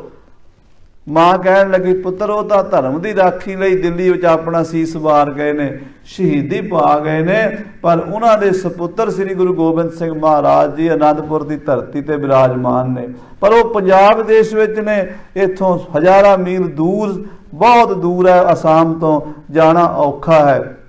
ਕਹਿਣ ਲੱਗਾ ਮਾਂ ਭਾਵੇਂ 7 ਸਮੁੰਦਰ ਟੱਪ ਕੇ ਜਾਣਾ ਹੋਵੇ, ਬਾਣੀ 'ਚ ਬਚਨ ਆਉਂਦਾ ਨਾ, ਸਮੁੰਦ ਸਾਗਰ ਹੋਵੇ ਬਹੁ ਖਾਰਾ, ਗੁਰਸਿੱਖ ਲੰਘ ਗੁਰੂ ਪੈ ਜਾਈ, ਜਿਉਂ ਪ੍ਰਾਣੀ ਜਲ ਬਿਨ ਹੈ ਮਰਤਾ, ਤਿਉ ਸਿੱਖ ਗੁਰ ਬਿਨ ਮਰ ਜਾਈ। ਮੈਂ ਉਸ ਗੁਰੂ ਦੇ ਦਰਸ਼ਨ ਕਰਾਂਗਾ। ਉਹਨੇ ਤਿਆਰੀ ਕੀਤੀ। ਉਹਨੇ ਸਾਧ ਸੰਗਤ ਜੀ ਇੱਕ ਐਸਾ ਹਾਥੀ ਲੱਭਿਆ ਜਿਹਦਾ ਦੁਨੀਆ ਤੇ ਕੋਈ ਸ਼ਾਨੀ ਨਹੀਂ ਸੀ। ਉਹ ਹਾਥੀ ਦੇ ਮੱਥੇ ਤੇ ਚਿੱਟਾ ਗੋਲ ਪ੍ਰਸ਼ਾਦੇ ਜਿੰਨਾ ਗੋਲ ਧਾਰਾ ਸੀਗਾ, ਤੇ ਸੁੰਡ ਤੇ ਉਹ ਚਿੱਟੀ ਧਾਰੀ ਜਾਂਦੀ ਸੀ, ਔਰ ਉਹ ਪਿੱਛੇ ਰੀੜ ਦੀ ਹੱਡੀ ਤੋਂ ਹੁੰਦੀ ਹੋਈ ਪੂਛ ਤੱਕ ਜਾਂਦੀ ਸੀ। ਛੋਟਾ ਕੱਦ ਸੀ ਉਸ ਹਾਥੀ ਦਾ, ਆਮ ਹਾਥੀ ਵੱਡੇ ਹੁੰਦੇ ਆ, ਉਹ ਕੱਦ ਵਿੱਚ ਜਿਹੜਾ ਛੋਟਾ ਸੀ ਤੇ ਸੋਹਣਾ ਬੜਾ ਸੀ। ਉਹ ਹਾਥੀ ਸਿਖਾਇਆ ਇੰਨਾ ਸੀ ਵੀ ਜੇ ਗੁਰੂ ਸਾਹਿਬ ਤੀਰ ਚਲਾਉਂਦੇ ਸੀ ਉਹ ਚੁੱਕ ਕੇ ਲਿਆਉਂਦਾ ਸੀ। ਜੇ ਮਹਾਰਾਜ ਸੱਚੇ ਪਾਤਸ਼ਾਹ ਜੋੜਾ ਪਾਉਣ ਲੱਗਦੇ ਤੇ ਜੋੜਾ ਝਾੜ ਕੇ ਚਰਨਾਂ 'ਚ ਰੱਖ ਦਿੰਦਾ ਸੀ। ਆਪਣੀ ਸੁੰਡ 'ਚ ਗਾਗਰ ਲੈ ਕੇ ਸਤਿਗੁਰਾਂ ਦੇ ਚਰਨ ਧਵਾ ਕੇ ਤੌਲੀਏ ਨਾਲ ਪੂੰਝ ਦਿੰਦਾ ਸੀ। ਚੌਰ ਸਾਹਿਬ ਲੈ ਕੇ ਸਤਿਗੁਰਾਂ ਦੇ ਸੀਸ ਤੇ ਦਰਬਾਰ 'ਚ ਚੌਰ ਕਰਦਾ ਸੀ। ਇਹਨਾਂ ਚੀਜ਼ਾਂ ਨੂੰ ਦੇਖ ਕੇ ਭੀਮ ਚੰਦ ਦਾ ਮਨ ਉਸ ਹਾਥੀ ਤੇ ਬੇਈਮਾਨ ਹੋ ਗਿਆ ਸੀ। ਫਿਰ ਸਤਿਗੁਰਾਂ ਦਾ ਉਹ ਤੰਬੂ ਜਿਹੜਾ ਕਾਬਲ ਤੋਂ ਆਇਆ, ਜਿਹੜਾ ਰਾਜਾ ਰਤਨ ਰਾਏ ਚੰਦਨ ਦੀ ਚੌਂਕੀ ਲੈ ਕੇ ਆਇਆ, 5 ਕਲਾ ਸ਼ਸਤਰ ਸੀ ਰਾਜਾ ਰਤਨ ਰਾਏ ਲੈ ਕੇ ਆਇਆ, ਜਿਹਦੇ ਵਿੱਚ ਬਟਨ ਦਬਾਉਣ ਨਾਲ ਕਿਰਪਾਨ ਬਣ ਜਾਂਦੀ, ਦੂਜਾ ਬਟਨ ਦੱਬੋ ਕਟਾਰ ਬਣ ਜਾਂਦੀ, ਬਟਨ ਦੱਬੋ ਪਿਸਟਲ ਬਣ ਜਾਂਦੀ, ਉਹਦਾ ਬਟਨ ਦੱਬੋ ਉਹਦਾ ਖੰਜਰ ਬਣ ਜਾਂਦਾ, ਤੀਰ ਕਮਾਨ ਬਣ ਜਾਂਦੀ। ਇਹ ਉਹ 5 ਕਲਾ ਸ਼ਸਤਰ ਜਿਹੜਾ ਸੀ ਉਹ ਵੀ ਗੁਰੂ ਸਾਹਿਬ ਕੋਲ ਰਾਜਾ ਭੀਮ ਚੰਦ ਕਹਿੰਦਾ ਮੈਂ ਲੈ ਲਵਾਂ, ਜਿਹੜਾ ਰਤਨ ਰਾਏ ਦੇ ਕੇ ਗਿਆ। ਆਪਣੇ ਵਿਆਹ ਵਿੱਚ, ਬੇਟੇ ਦੇ ਵਿਆਹ ਵਿੱਚ ਚੀਜ਼ਾਂ ਦਿਖਾਵਾਂਗਾ, ਮੇਰੀ ਸੋਭਾ ਹੋਵੇਗੀ। ਪਰ ਫਿਰ ਸੋਚਦਾ ਮੇਰੀ ਗੁਰੂ ਨਾਲ ਬੇਰਸੀ ਹੋ ਰਹੀ ਹੈ, ਕਿਰਕਰੀ ਜੀ ਹੋ ਰਹੀ ਹੈ ਅੰਦਰ ਅੰਦਰ, ਪਤਾ ਨਹੀਂ ਗੁਰੂ ਸਾਹਿਬ ਮੈਨੂੰ ਦੇਣਗੇ ਕਿ ਨਹੀਂ, ਕਿਉਂਕਿ ਸੂਰਮੇ ਬੜੇ ਬਲੀ ਹਨ, ਕਿਸੇ ਦਾ ਡਰ ਨਹੀਂ ਮੰਨਦੇ। ਭੇਜਾਂ ਨਰ ਪ੍ਰਦਾਨ ਕੋ ਸੰਬੰਧੀ ਕੋ, ਕੋਈ ਸੰਬੰਧੀ ਭੇਜਾਂ ਆਪਣਾ ਖਾਸ ਰਿਸ਼ਤੇਦਾਰ, ਕੋਈ ਵੱਡਾ ਬੰਦਾ ਭੇਜੀਏ, ਕਿਉਂਕਿ ਛੋਟੇ ਬੰਦਿਆਂ ਨੂੰ ਤਾਂ ਗੁਰੂ ਨੇ ਜਵਾਬ ਦੇਤਾ। ਕੋਈ ਰਾਜਾ ਭੇਜੀਏ ਜਿਹੜਾ ਜਾ ਕੇ ਗੁਰੂ ਕੋਲੋਂ ਮੰਗੇ, ਰਾਜੇ ਦੀ ਸ਼ਰਮ ਕਰਕੇ ਹੋ ਸਕਦਾ ਗੁਰੂ ਜੀ ਦੇ ਦੇਣ। ਸਾਦਰ ਗੁਰੂ ਕੋ ਆਨੰਦ ਦੇ ਅਨਹਵਤ ਜੋ, ਜਿਹੜਾ ਗੁਰੂ ਕੋਲੋਂ ਸਤਿਕਾਰ ਨਾਲ ਇਹ ਚੀਜ਼ਾਂ ਲੈ ਆਵੇ ਤੇ ਮੈਂ ਆਪਣੇ ਪੁੱਤਰ ਦੇ ਵਿਆਹ ਵਿੱਚ ਲੈ ਜਾਵਾਂ। ਵਿਚਾਰ ਕਰ ਸਭਾ ਮੈਂ ਬੈਠਿਓ ਨਿਰਪਰਾਈ, ਇਹ ਤਾਂ ਵਿਚਾਰ ਕਰਕੇ ਰਾਜਾ ਭੀਮ ਚੰਦ ਆਪਣੀ ਸਭਾ ਵਿੱਚ ਬੈਠਾ ਹੈ। ਬੁਝੇ ਆਦ ਵਜ਼ੀਰ ਜੇ ਅਦਭੁਤ ਵਤਕਾਈ, ਕਹਿੰਦੇ ਆਪਣੇ ਵਜ਼ੀਰਾਂ ਨੂੰ ਪੁੱਛਿਆ, ਕਹਿਣ ਲੱਗਾ ਗੁਰੂ ਦੇ ਕੋਲ ਚੀਜ਼ਾਂ ਬੜੇ ਕੰਮ ਦੀਆਂ ਹਨ, 5 ਕਲਾ ਸ਼ਸਤਰ ਹੈ, ਚੰਦਨ ਦੀ ਚੌਂਕੀ ਹੈ, ਦੇ ਗੁਰੂ ਕੋਲ 5 ਦਰਿਆਈ ਘੋੜੇ ਵੀ ਹਨ, ਗੁਰੂ ਕੋਲ 5 ਕਲਾ ਸ਼ਸਤਰ ਹੈ, ਗੁਰੂ ਕੋਲ ਪ੍ਰਸ਼ਾਦੀ ਹਾਥੀ ਹੈ, ਗੁਰੂ ਕੋਲ ਬੜਾ ਕੀਮਤੀ ਤੰਬੂ ਹੈ। ਕਹੋ ਕਹਾਂ ਤੇ ਆਨੀ ਹੈ, ਕਹਿ ਕੁੜਮ ਪਠਾਵਾ, ਦੱਸੋ ਆਪਾਂ ਗੁਰੂ ਤੋਂ ਬਿਨਾਂ ਹੋਰ ਕਿੱਥੋਂ ਲੈ ਕੇ ਆਈਏ ਚੀਜ਼ਾਂ? ਸਾਡੇ ਕੁੜਮ ਨੇ, ਫਤਿਹ ਸ਼ਾਹ ਨੇ ਕਿਹਾ ਵਧੀਆ ਵਧੀਆ ਚੀਜ਼ਾਂ ਲੈ ਕੇ ਆਇਆ ਜੇ ਬਰਾਤ ਵਿੱਚ ਵਿਖਾਉਣ ਵਾਸਤੇ, ਆਪਾਂ ਹੁਣ ਕਿੱਥੋਂ ਹੋਰ ਮੰਗੀਏ? ਸਾਡੇ ਗੁਆਂਢੀ ਗੁਰੂ ਕੋਲ ਚੀਜ਼ਾਂ ਹਨ, ਆਪਾਂ ਉਹ ਹੀ ਲੈ ਕੇ ਜਾਣੀਆਂ ਨੇ। ਖੋਜੇ ਹਿਰਦਾ ਵਿਚਾਰ ਮੈਂ ਭੇਵ ਨ ਕਿਤ ਪਾਵਾ, ਮੈਂ ਹੋਰ ਪਾਸਿਓਂ ਵੇਖਿਆ ਇਦਾਂ ਦੀਆਂ ਚੀਜ਼ਾਂ ਸਾਰੇ ਹਿੰਦੁਸਤਾਨ 'ਚ ਕਿਤੋਂ ਨਹੀਂ ਮਿਲੀਆਂ। ਵਸਤੂ 3 ਕੇ 4 ਹੈ, ਗੁਰੂ ਘਰ ਮਹਿ ਜਾਨੀ, 3-4 ਚੀਜ਼ਾਂ ਗੁਰੂ ਘਰ ਵਿੱਚ ਹਨ ਜਿਨ੍ਹਾਂ ਦੀ ਦੁਨੀਆ ਦੇ ਕੋਈ ਮਿਸਾਲ ਨਹੀਂ, ਕਿਤੋਂ ਵੀ ਨਹੀਂ ਉਹਦੇ ਵਰਗੀਆਂ ਚੀਜ਼ਾਂ ਮਿਲ ਸਕਦੀਆਂ। ਸ਼ਸਤਰ 5 ਕਲ ਦੁਰਦ ਸ਼ੋਭ ਚੌਕੀ ਕਿ ਨ ਆਨੀ, 5 ਕਲਾ ਸ਼ਸਤਰ ਹੈ, ਪ੍ਰਸ਼ਾਦੀ ਹਾਥੀ ਹੈ, ਤੇ ਉਹ ਚੌਂਕੀ ਆ ਜਿਹਦੇ ਬਟਨ ਦੱਬਣ ਨਾਲ ਪੁਤਲੀਆਂ ਨਿਕਲਦੀਆਂ, ਆਪੇ ਹੀ ਚੌਪੜ ਖੇਡਦੀਆਂ ਨੇ, ਆਪੇ ਹੀ ਡਾਲੇ ਸੁੱਟਦੀਆਂ ਨੇ, ਆਪੇ ਹੀ ਦਰਦਾਂ ਘੁਮਾਉਂਦੀਆਂ ਨੇ। ਉਹ ਜਿਹੜੀ ਗੁਰੂ ਦੇ ਕੋਲ ਚੰਦਨ ਦੀ ਚੌਂਕੀ ਚੌਪੜ ਖੇਡਣ ਵਾਲੀ ਹੈ, ਉਹ ਵੀ ਲੈ ਕੇ ਆਉਣੀ ਹੈ। ਇੱਕ ਡੇਰਾ ਅਦਭੁਤ ਮਹਾਚਾਰ ਹੋਲੇ ਹੋ ਜਾਤੇ, ਇੱਕ ਤੰਬੂ ਬੜਾ ਕਮਾਲ ਦਾ ਹੈ, ਇਹ ਚੀਜ਼ਾਂ ਮੰਗ ਕੇ ਲਿਆਓ ਗੁਰੂ ਕੋਲੋਂ। ਨੌ ਰੰਗ ਕੇ ਪੀ ਨਿਕਟ ਨਹਿ ਕਿਤ ਸੰਸਰ ਤਾਜ, ਕਹਿੰਦੇ ਔਰੰਗਜ਼ੇਬ ਹਿੰਦੁਸਤਾਨ ਦਾ ਬਾਦਸ਼ਾਹ ਹੈ, ਉਹਦੇ ਕੋਲ ਵੀ ਇਹ ਚੀਜ਼ਾਂ ਕੋਈ ਨਹੀਂ, ਤੇ ਬਾਕੀ ਤਾਂ ਕਿਹਦੇ ਕੋਲ ਹੋਣੀਆਂ ਨੇ? ਇਸ ਕਰਕੇ ਗੁਰੂ ਕੋਲੋਂ ਹੀ ਮਿਲਣੀਆਂ ਨੇ। ਜਸ ਵਿਸਾਲ ਹੋਏ ਵਿਆਹ ਮੈਂ ਇਹ ਸੰਗ ਲੈ ਚਾਲੇ, ਜੇ ਇਹ ਚੀਜ਼ਾਂ ਸਾਨੂੰ ਮਿਲ ਗਈਆਂ ਤੇ ਸਾਡੀ ਬੜੀ ਸੋਭਾ ਹੋਵੇਗੀ ਵਿਆਹ ਦੇ ਵਿੱਚ। ਵਿਖ ਹਜ਼ਾਰ ਹੁਨਰ ਤਹਾਪੁਰ ਗ੍ਰਾਮ ਨਜਾਲੇ, ਕਹਿੰਦੇ ਲੋਕ ਵੇਖਣਗੇ, ਪਿੰਡਾਂ ਸ਼ਹਿਰਾਂ ਦੇ ਪਹਾੜੀਏ ਹੈਰਾਨ ਹੋਣਗੇ। ਸੁਨ ਵਜ਼ੀਰ ਪੁਨ ਬੈਨ ਪਨ ਆਗੇ ਤੁਮ ਜਾਚਾ, ਦੇਵੀਦਾਸ ਵਜ਼ੀਰ ਸੀ ਭੀਮ ਚੰਦ ਦਾ, ਬੜਾ ਗੁਰਮੁਖ ਸੀਗਾ, ਗੁਰੂ ਘਰ ਦੀ ਮਹਿਮਾ ਨੂੰ ਜਾਣਦਾ ਸੀ। ਉਹ ਗੁਰੂ ਘਰ ਦਾ ਪੱਖ ਲੈਂਦਾ ਸੀ, ਰਾਜੇ ਭੀਮ ਚੰਦ ਨੂੰ ਸਮਝਾਉਂਦਾ ਸੀ। ਕਹਿਣ ਲੱਗਾ, ਮਹਾਰਾਜ ਤੁਸੀਂ ਗੁਰੂ ਤੋਂ ਅੱਗੇ ਵੀ ਤਾਂ ਇਹ ਚੀਜ਼ਾਂ ਮੰਗੀਆਂ ਨੇ। ਹਾਥੀ ਲੈ ਬੋ ਕਿਤ ਰਹਿਓ ਰਸ ਬੇਰਸ ਰਾਜਾ, ਹਾਥੀ ਲੈਣ ਦੀ ਤੁਸੀਂ ਗੱਲ ਕੀਤੀ ਸੀ, ਜਿਹੜਾ ਹਾਥੀ ਤਾਂ ਮਿਲਿਆ ਨਹੀਂ, ਪਰ ਗੁਰੂ ਘਰ ਨਾਲ ਬੇਰਸੀ ਹੋ ਗਈ ਹੈ, ਗੁਰੂ ਘਰ ਨਾਲ ਵਿਰੋਧ ਬਣ ਗਿਆ ਤੁਹਾਡਾ। ਰੱਖੋ ਰਸ ਅਰ ਵਸਤ ਲੇਵ ਐਸੇ ਗਤ ਨੀਕੀ, ਕਹਿੰਦੇ ਤੁਸੀਂ ਗੁਰੂ ਘਰ ਨਾਲ ਪ੍ਰੇਮ ਵੀ ਬਣਾਓ ਤੇ ਗੁਰੂ ਘਰ ਤੋਂ ਚੀਜ਼ਾਂ ਵੀ ਲਓ। ਇਹ ਤਾਂ ਗੱਲ ਠੀਕ ਸੀ, ਪਰ ਤੁਸੀਂ ਮਨ 'ਚ ਥੋੜਾ ਕਪਟ ਕਰ ਲਿਆ ਨਾ, ਵੀ ਗੁਰੂ ਤੋਂ ਮੰਗ ਕੇ ਲੈ ਲਵਾਂਗੇ, ਵਾਪਸ ਨਹੀਂ ਕਰਨੀ। ਇਹ ਗੱਲ ਮਾੜੀ ਹੋਈ ਆ ਤੁਹਾਡੇ ਕੋਲੋਂ। ਸਾਦਰ ਗੁਰ ਸੋ ਕਾਮਨਾ ਪੁਰਵ ਨਿਜ ਜੀ ਕੀ, ਗੁਰੂ ਘਰ ਤੋਂ ਆਪਣੇ ਮਨ ਦੀਆਂ ਕਾਮਨਾ ਪੂਰੀਆਂ ਕਰਾਣੀਆਂ ਸੀ ਤੇ ਸ਼ਰਧਾ ਨਾਲ ਤੇ ਸਤਿਕਾਰ ਨਾਲ ਕਰਾ ਲੈਂਦੇ। ਮਨ ਵਿੱਚ ਖੋਟ ਰੱਖ ਕੇ ਕਿਉਂ ਮੰਗਿਆ ਹੈ? ਭੀਮ ਚੰਦ ਬੋਲਿਓ ਤਬੈ ਜਿਮ ਤੋਹੇ ਬਤਾਈ, ਦੇਵੀਦਾਸ ਦੀ ਗੱਲ ਸੁਣ ਕੇ ਭੀਮ ਚੰਦ ਠਰਮੇ ਨਾਲ ਕਹਿੰਦਾ, ਜਿਵੇਂ ਤੂੰ ਕਹਿੰਦਾ ਹੈ ਦੇਵੀਦਾਸ। ਇਹ ਆਛੀ ਜਾਨੀ ਅਬਹਿ ਸਭ ਕੇ ਮਨ ਭਾਈ, ਇਹ ਗੱਲ ਠੀਕ ਹੈ, ਪਿਛਲੀਆਂ ਗੱਲਾਂ ਛੱਡੋ, ਜੋ ਹੋ ਗਿਆ ਸੋ ਹੋ ਗਿਆ, ਹੁਣ ਆਪਾਂ ਗੁਰੂ ਘਰ ਨਾਲ ਬਣਾ ਲਈਏ। ਇੱਕ ਪ੍ਰੋਹਿਤ ਭੇਜੋ ਤਹਾਨੀ ਕੋ ਮਤਵਨ, ਆਪਣੇ ਕੋਲ ਇੱਕ ਬੜਾ ਸਿਆਣਾ ਪੰਡਤ ਹੈ, ਪ੍ਰੋਹਤ ਹੈ, ਪੰਮਾ ਪ੍ਰੋਹਤ, ਬੜਾ ਸਿਆਣਾ, ਗੱਲਾਂ ਬਾਤਾਂ 'ਚ ਬੜਾ ਚਲਾਕ ਹੁਸ਼ਿਆਰ ਹੈ, ਉਹਨੂੰ ਭੇਜੀਏ। ਸਭਾ ਚਾਤਰੀ ਮਹਿ ਨਿਪੁੰਨ ਗੁਣ ਗਿਆਨ ਸਜਾਨਾ, ਉਹ ਬੜਾ ਪੜ੍ਹਿਆ ਲਿਖਿਆ ਪੰਡਤ ਹੈ, ਚਾਤਰ ਚਲਾਕ ਹੈ, ਗੱਲਾਂ ਬਾਤਾਂ ਦੇ ਨਾਲ ਉਹ ਕੁਛ ਦਾ ਕੁਛ ਬਣਾ ਦਿੰਦਾ ਹੈ। ਉਹਨੂੰ ਆਪਾਂ ਗੁਰੂ ਕੋਲ ਭੇਜੀਏ, ਉਹ ਗੱਲਾਂ ਬਾਤਾਂ ਨਾਲ ਗੁਰੂ ਨੂੰ ਰਿਝਾ ਕੇ ਹਾਥੀ ਲੈ ਆਵੇਗਾ, ਤੰਬੂ ਲੈ ਆਵੇਗਾ, ਗੁਰੂ ਘਰ ਦੀਆਂ ਸੁਗਾਤਾਂ ਲੈ ਆਵੇਗਾ। ਦੁਤੀ ਕੇਸਰੀ ਚੰਦ ਜੋ ਮੇਰੋ ਲਗ ਸਾਰਾ, ਤੇ ਉਹਦੇ ਨਾਲ ਮੈਂ ਆਪਣੇ ਸਾਲੇ ਰਾਜਾ ਕੇਸਰੀ ਚੰਦ ਨੂੰ ਭੇਜਾਂਗਾ। ਭੀਮ ਚੰਦ ਦਾ ਸਾਲਾ ਸੀ, ਉਹਦੀ ਘਰਵਾਲੀ ਦਾ ਭਰਾ, ਉਹਦਾ ਨਾਂ ਸੀ ਕੇਸਰੀ ਚੰਦ। ਕੇਸਰੀ ਚੰਦ ਨੂੰ ਭੇਜੀਏ, ਉਹ ਵੀ ਗੁਰੂ ਕੋਲ ਜਾ ਕੇ ਹਾਥੀ ਮੰਗ ਕੇ ਲਿਆਵੇ। ਭਾਗ ਬੋਲ ਵੇ ਮਹਿ ਚਤੁਰ ਭੇਦ ਸੁਲਖ ਸਾਰਾ, ਉਹ ਬੋਲਣ ਵਿੱਚ ਬੜਾ ਚਤੁਰ ਚਲਾਕ ਹੈ ਤੇ ਸਾਰਾ ਭੇਦ ਜਾਣਦਾ ਰਾਜਨੀਤੀ ਦਾ।